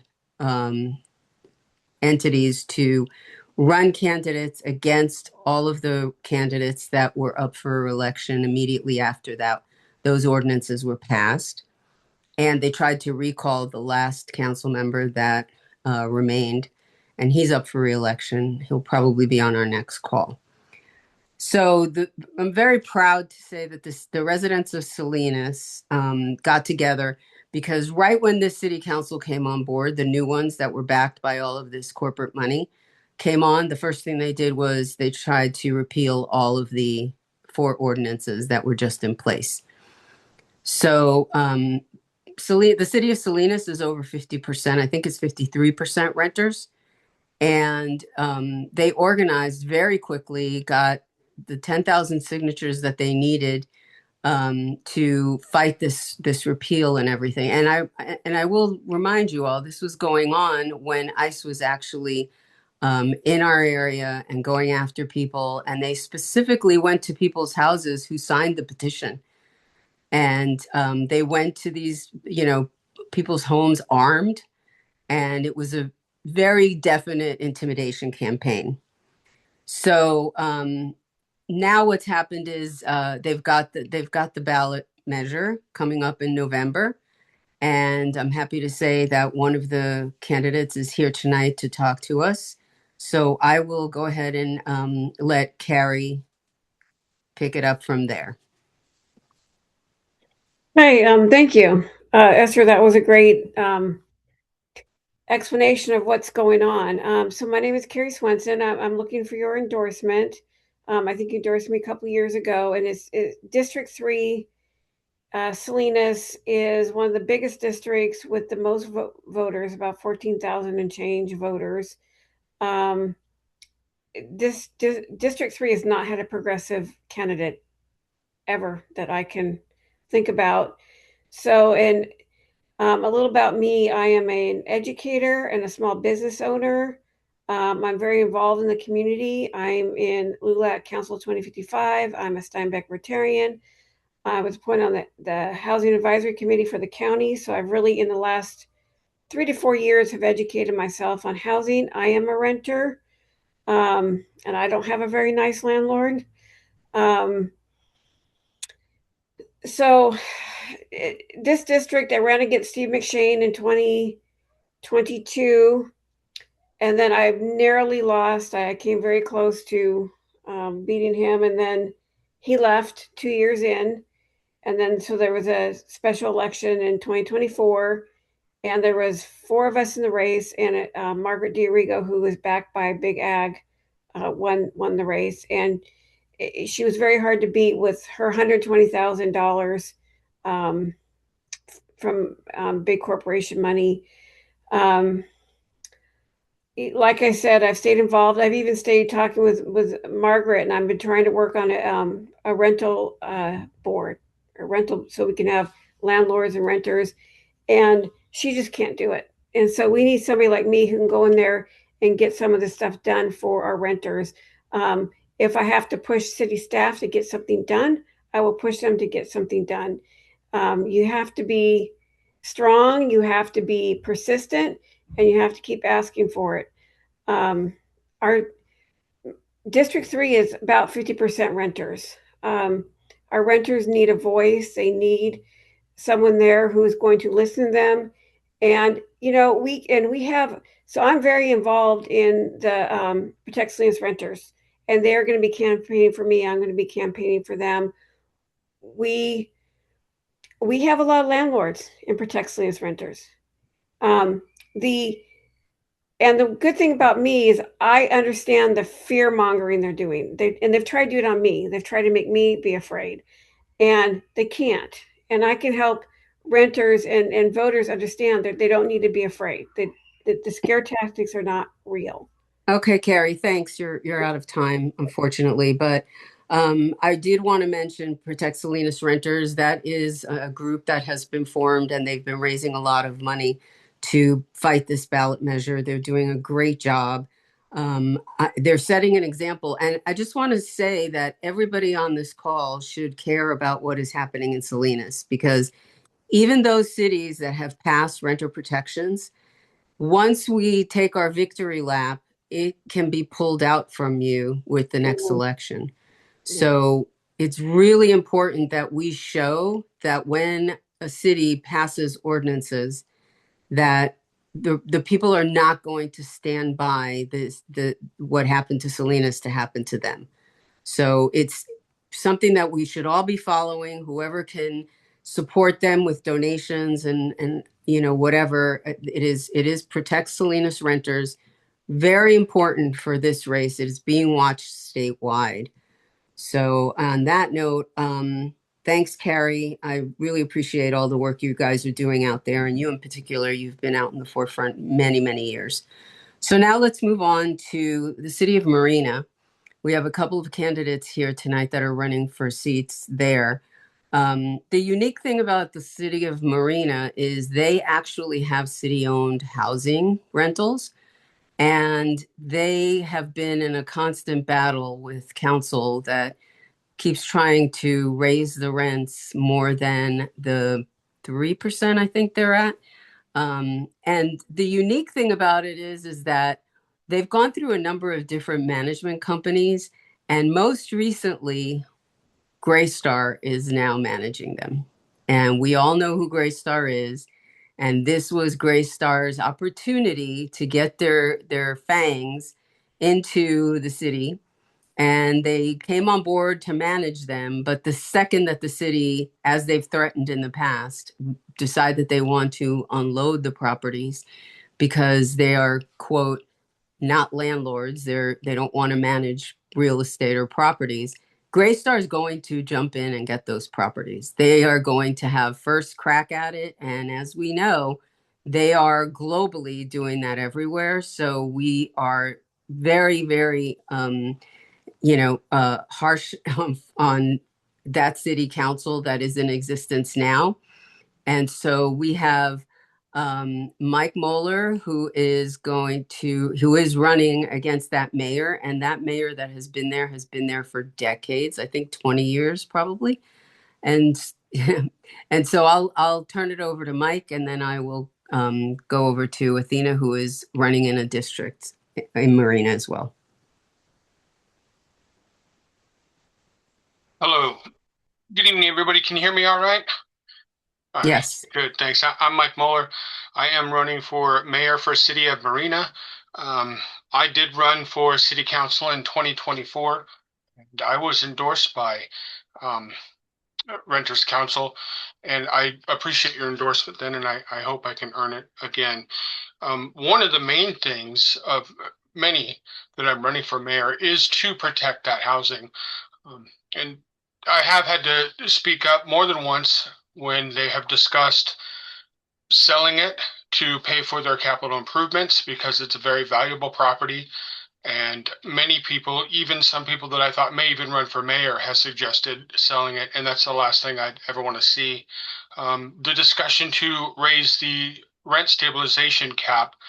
The most recent discussion last year was from 3% to, I can't recall if it was CPI or 3%, but it was, they wanted to almost double it to CPI plus 3%, which I could tell you is really not necessary.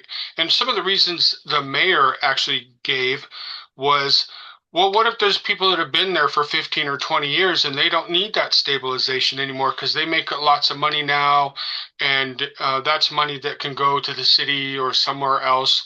And I can't even believe that somebody would say something like that. Who doesn't need, a little extra money for something else? Anyway, even thinking about it, I'm baffled by the thought of that.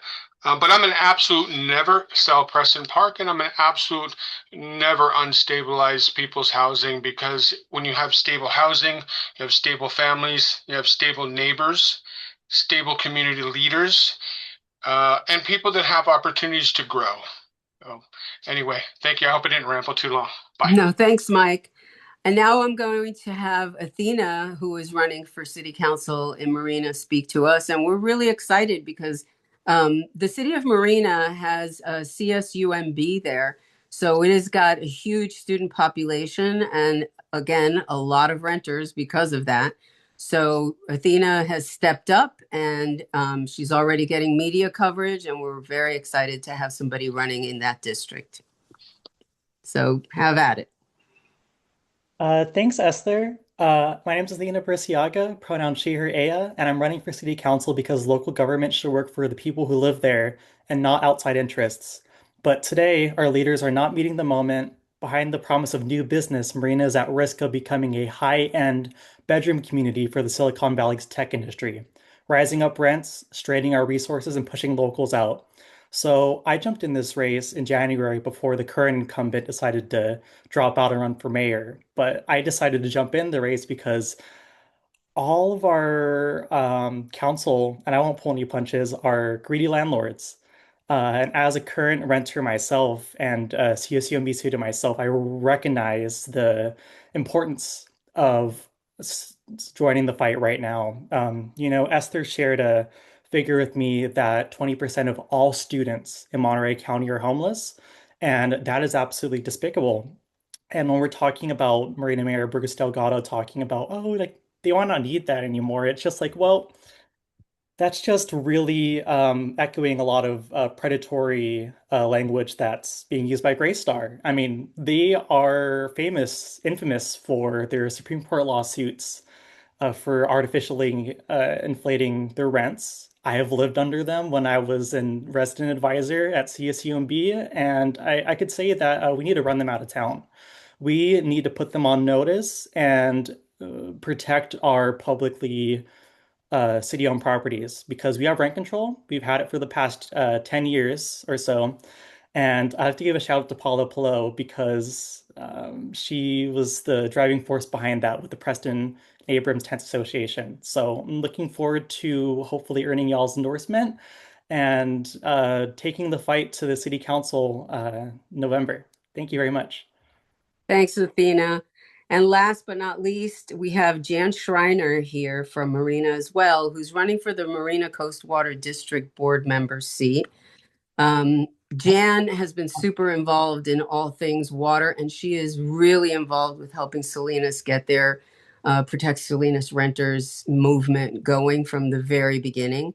And I want to just point out kind of the obvious, but somebody who's running for a seat on a water board district is really important to renters, because without water, we're not getting more units built, whether they're affordable or not. So if you guys have races in your areas, in your regions, pay attention to those races. I mean, we tend to focus really on council and mayor and Congress and school boards, but the water district people are really important to housing. So I encourage you all to be in touch with your candidates in those kind of races. So with that, I'll turn it over to Jan. Thank you so much for this opportunity. And I just want to say that with Marina Coast Water District, we are publicly owned water services. And this is something that is across the nation very common, but in our area, very unusual. So we have the most expensive water in the nation to the south of us. They get to add their profit to their investment dollars. So we don't have a profit at Marina Coast Water District. We are just publicly owned, both water and wastewater. For myself, I am fortunate enough to own my small home. It's a 2-bedroom 1949 bungalow. But my friends here in Marina are paying more than my mortgage just to live in studios. So even a little room is becoming unaffordable to the area. And it's not for lack of building of housing. We have had hundreds and hundreds of houses built in Marina in the last decade, but they're all what I call luxury investment homes. So we have to make sure that people understand the difference between just building a lot of houses and building homes that people can afford to live in. So I just feel very lucky on that, and it's why I have tried to help protect Salinas renters with their collecting of signatures to get the item onto the ballot, and I've donated money for them as well. I think it's super important that we try to bring that to all of California. The current California state regulation is too high for renters. And I also spoke on behalf of Preston Park's rent stabilization, and in the past for the mobile home park rent stabilization. But I've noticed in those areas, especially the mobile home parks, they will try to add a water fee. So make sure whatever language you have for your rent stabilization includes not tacking on fake fees by the landlords. So I appreciate the Renters Council. The endorsement would help me greatly in Marina because so many people here are renters. Thank you for the time. Thanks, Jan. Yeah, Marina is also a majority renters. Most of the jurisdictions in my region happen to be a majority renter residence. So that's another reason why motivating the renter vote and making sure that we get everybody out to vote is important. And just on a last note, since our proximity to Silicon Valley makes us really, really vulnerable to all their money. They come here and they buy up all of these homes that are built that nobody that lives here locally or works here can afford.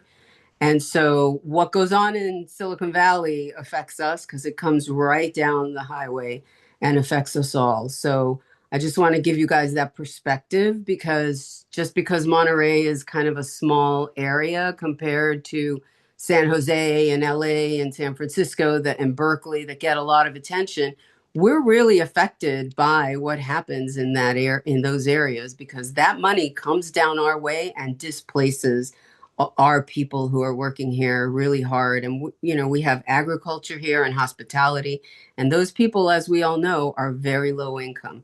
So on that note, I will pass it over to the chair again. Mari, thanks. Thank you, Esther. We're going to be concluding our reports with our Southern Region report with Vice Chair Susie Shannon. Hi, everyone. So I'll be very quick with my report, and then we can move on to some of the candidates who are running in Southern California.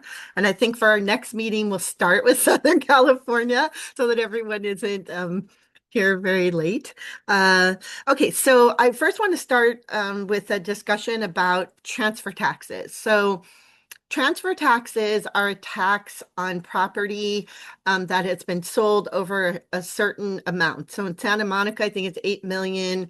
In Los Angeles, it's been any property transfer over 5 million.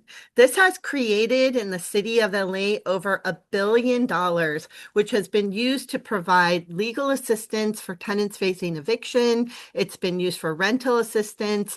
It's been used to put affordable housing, like real affordable housing for low-income renters, in the pipeline, and for legal counsel. And it's been so important to have this funding. I know that a lot of times we move for tenant protections, and everyone says, how are we going to fund it? Now we found a way to fund it. And now, of course, the real estate industry is trying to pull the rug out from under it. So when I last gave my report, I was talking about all the threats that we saw to Los Angeles's ULA.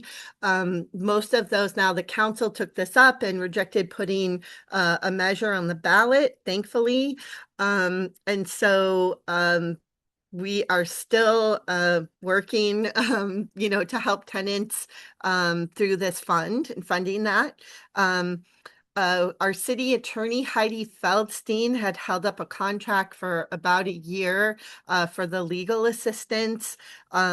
She was in the running to run for city attorney for reelection.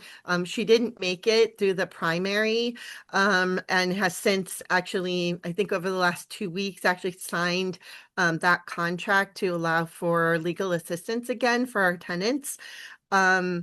And Marissa Roy, who was one of the candidates running, has been endorsed by the LA County Democratic Party. So that's what's going on with all of that. There was a move by developers to repeal Measure H in Pasadena. Many of us worked on that. We're very supportive, and I know that we've sent out like renter groups have sent out several emails asking people not to sign the petition to repeal or reform Measure H.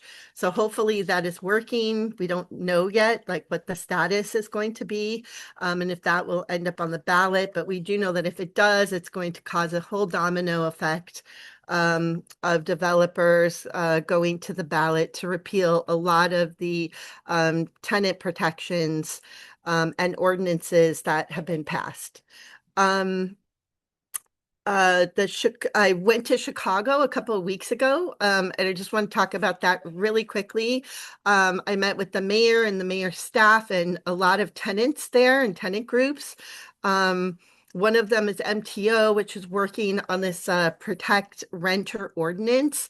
Now, the whole state of Illinois does not have rent control. They're working on that right now. It's banned in the entire state, but they are working on tenant protections.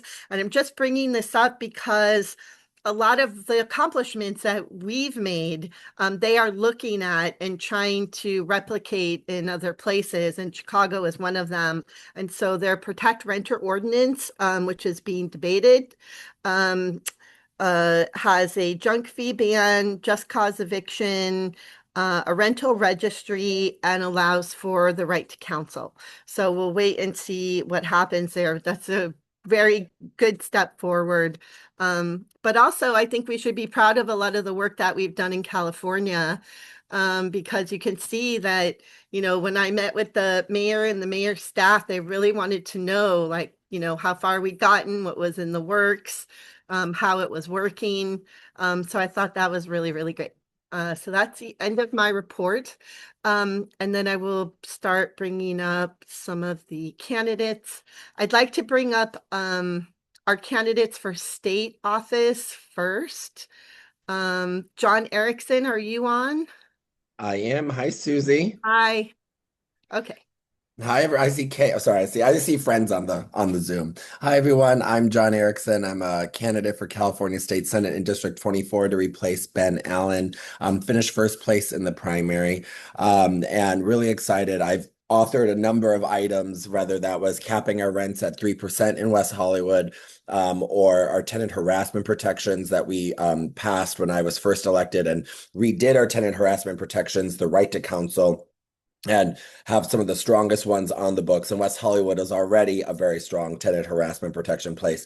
I myself am a renter. I live in my rent controlled apartment right here where I'm at, support expanding rent control, and specifically want to make sure that housing bills have affordability protections and everything that we can do to make sure we avoid displacement and build as much affordable housing and make it cheaper and easier to build affordable housing, because we need to make sure we're taking care of everyone in the state. I am running against a multi-millionaire who is directly and indirectly funded by the apartment association. That's always a fun time. But ultimately, at the end of the day, this race comes down to people power.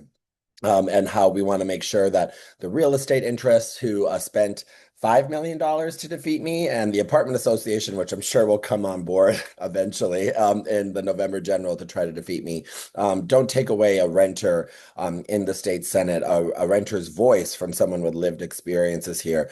And I just have to say that, I'm really thankful to this caucus for all that they do for the party, but all they do to strengthen rent control, expand rent control. And as I know, I think it was Mayor Terosis who we support. We need to get her through the finish line in Santa Monica, because she is leading the charge there. We overturned Costa-Hawkins and the Ellis Act, something I've been a long supporter of and doing here locally, because they are detrimental to our local economies and how we keep people housed, and would be honored to have your support. Okay, great. And then Sarah Rascone, who's also running for state Senate in a different district.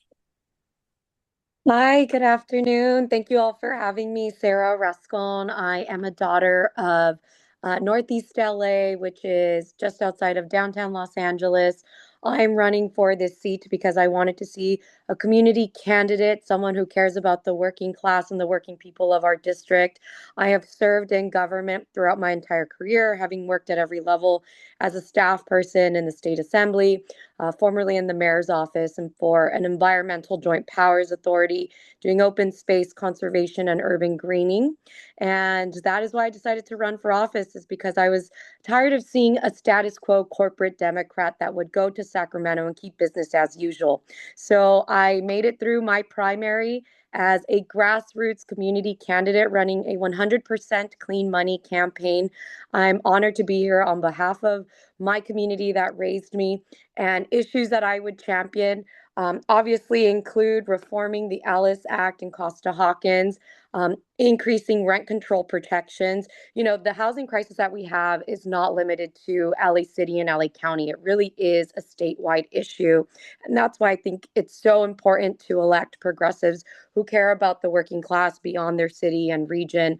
We really need to tackle this from a statewide effort. And I'm here to continue to fight for progressive taxes of corporations, close corporate tax loopholes, and ensure that we fund and uplift community land trusts, more social public housing, and ensure that we have long-term protections for our low-income, affordable housing, and also senior housing. As someone with parents who are renters, who are seniors, I know firsthand that we need to expand our senior housing, especially because it is the fastest growing population, not only in LA, but in the region. So you have my commitment to always uplift our working class, especially, ensure that we have more low income housing, as I said, and renter protections. Thank you. Great, thank you. Okay, so we will move to the city of West Hollywood with Chelsea Byers. Thanks, Susie. Good evening, everyone. My name is Chelsea Byers. I'm a council member and I served as mayor last year in the city of West Hollywood, and I'm a community organizer through and through. I'm really proud to represent West Hollywood, a city that's been a leader on renter protections. 80% of our city is made up of renters. I'm a renter. My parents back in Arizona are also renters. We lost our home in the 2007 financial crisis, so we all know what it means to be subject to tenant harassment and escalating rents while missing out on that generational wealth building opportunity. In West Hollywood, I've worked to strengthen our renter protections, leading a first-time ad hoc committee that's reviewing our rent stabilization ordinance, and we've increased the city's investment in legal protections and renter subsidies, and also banned the use of algorithmic software setting prices. I've also worked to make buildings where renters live more climate resilient and safer, investing in seismic retrofitting grants and a subsidy program to help building owners transition to more energy efficient appliances after we adopted a really ambitious accountability program to keep our buildings safe. On a regional level, I've worked to expand access to renter subsidies, as well as affordable housing through my work as Supervisor Horvath's alternate board member on the La Casa, as well as the West Side COG, where we've developed a regional housing trust fund. And on a policy level, we've talked about how important financial tools are. West Hollywood is a lab for innovation, and I'm working to make sure that we can create a funded inclusionary housing ordinance, something that guarantees deeper funding levels of affordability and also gets the affordable housing we need. I'm proud to be endorsed by Congressmember Laura Friedman, a growing coalition of labor unions, and also the first time ever candidate endorsed by California Working Family Parties in West Hollywood. Be really honored to have your support. Thank you all for the time. Great, thank you. Okay, now we're moving to Santa Monica. Soledad Marcial, I'm sorry if I didn't say your name correctly. Oh, I'm sorry, Soledad, you have to unmute. Yes. Can you hear me now? Yep. Hello, good evening, everyone. My name is Soledad Marcial, she, her. I'm a renter in the Pico neighborhood in Santa Monica. And for years, I've been working behind the scenes to prevent evictions and displacement, especially in the Pico neighborhood, to ensure that renters understand and can exercise their rights. I've helped my community members exercise their rights by educating them on how to file complaints when the landlords fail to respond to their notices, something like, but not limited to their sinks not working, their windows, or their flooring. I'm very excited to collaborate with code enforcement and partner with them to address uninhabitable conditions affecting our tenants, as well as with City Council. Through my lived experience with my family in this amazing city of Santa Monica as tenants, I've earned the trust necessary to connect tenants, the agency, and the board. Mi objetivo es ayudar a nuestra comunidad a ejercer sus derechos como inquilinos. I'll be grateful to earn your endorsement and to be able to make this meaningful impact on an even greater scale. So far, I've been endorsed by Council members Ellis Reskin and Barry Snell, Rent Control Board Vice Chair Kay Ambriz, Santa Monica College Trustee Dr. Luis Barrera Castañón, School Board Chair Alicia Mangano, for Rent Control, former Rent Control Board Commissioner Todd Flora. Thank you very much. Great, thank you. Is Angela Scott still on? I know that she was on earlier. Okay, I do not see her. If she comes on though, we'll call on her for sure. And then Kurt Gonska here from Santa Monica. Okay, Danny Ivanov.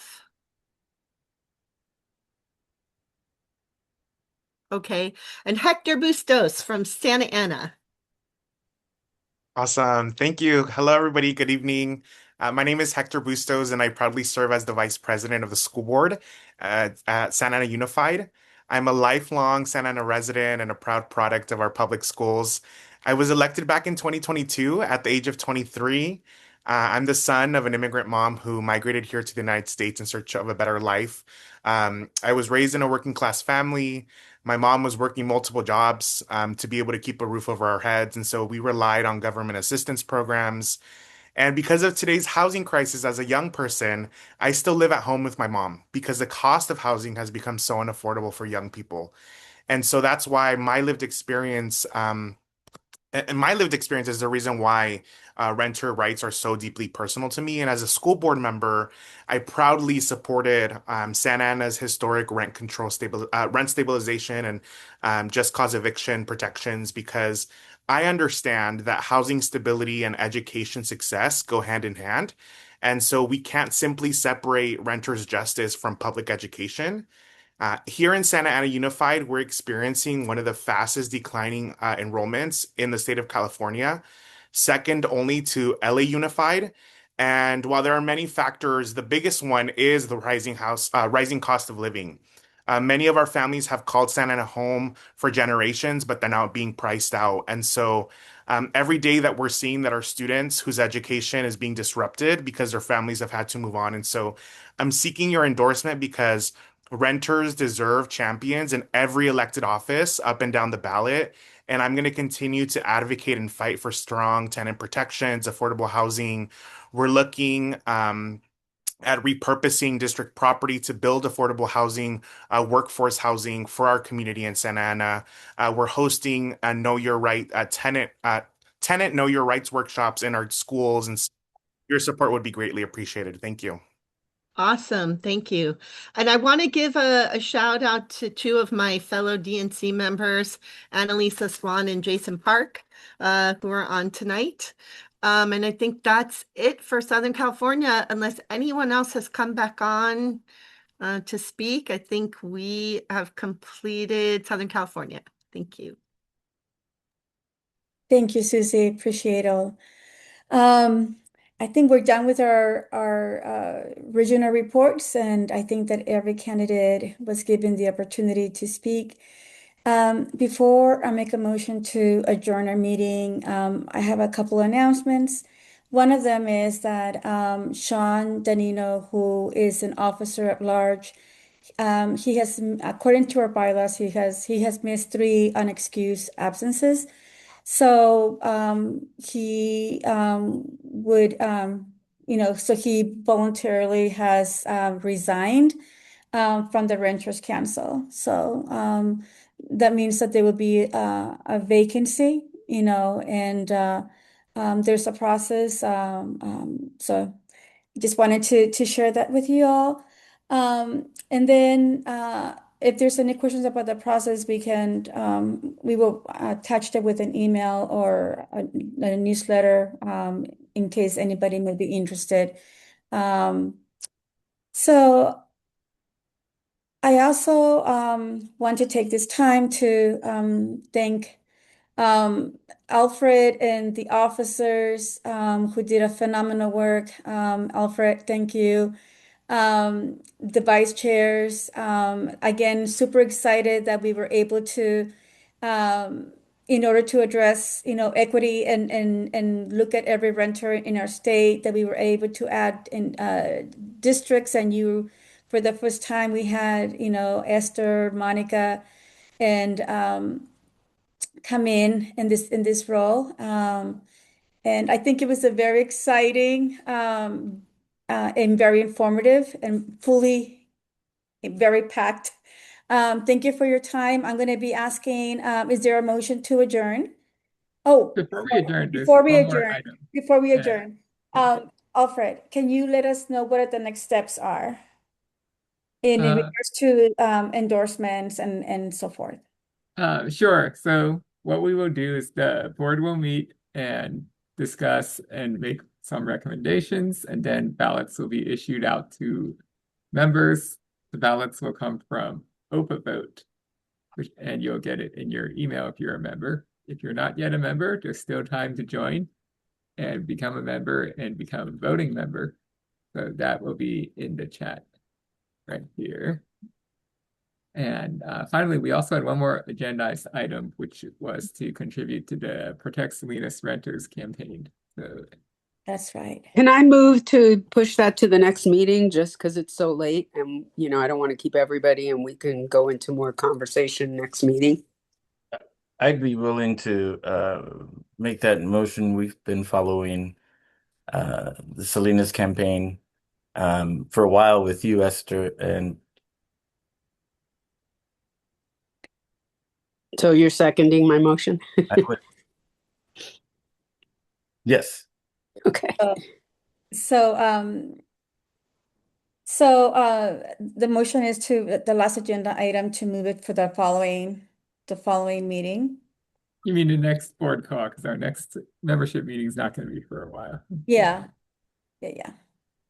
Okay. We have a motion and a second. All those in favor? Aye. Aye. All right. Aye. Awesome. Thank you. Thank you, Alfred. I think we We have a motion to move it for the next officers meeting. And then just a reminder that we do have an e-board meeting coming up, and I don't know who's going to be there, but I'll be there. So I'll be hopefully there. we'll get the chance to see you over there. And what is I have a quick clarifying question, just so that we all know what those dates are, Alfred, Madam Secretary, so that the membership kind of knows what are the dates and. We need to discuss that as a board Okay. after this call. Okay, so all So right. stay on the line. It will be soon. Okay, but then they'll be able to find it on the website. Yes, No. it'll be on the website and it'll be in the email newsletter. Thank you. all right?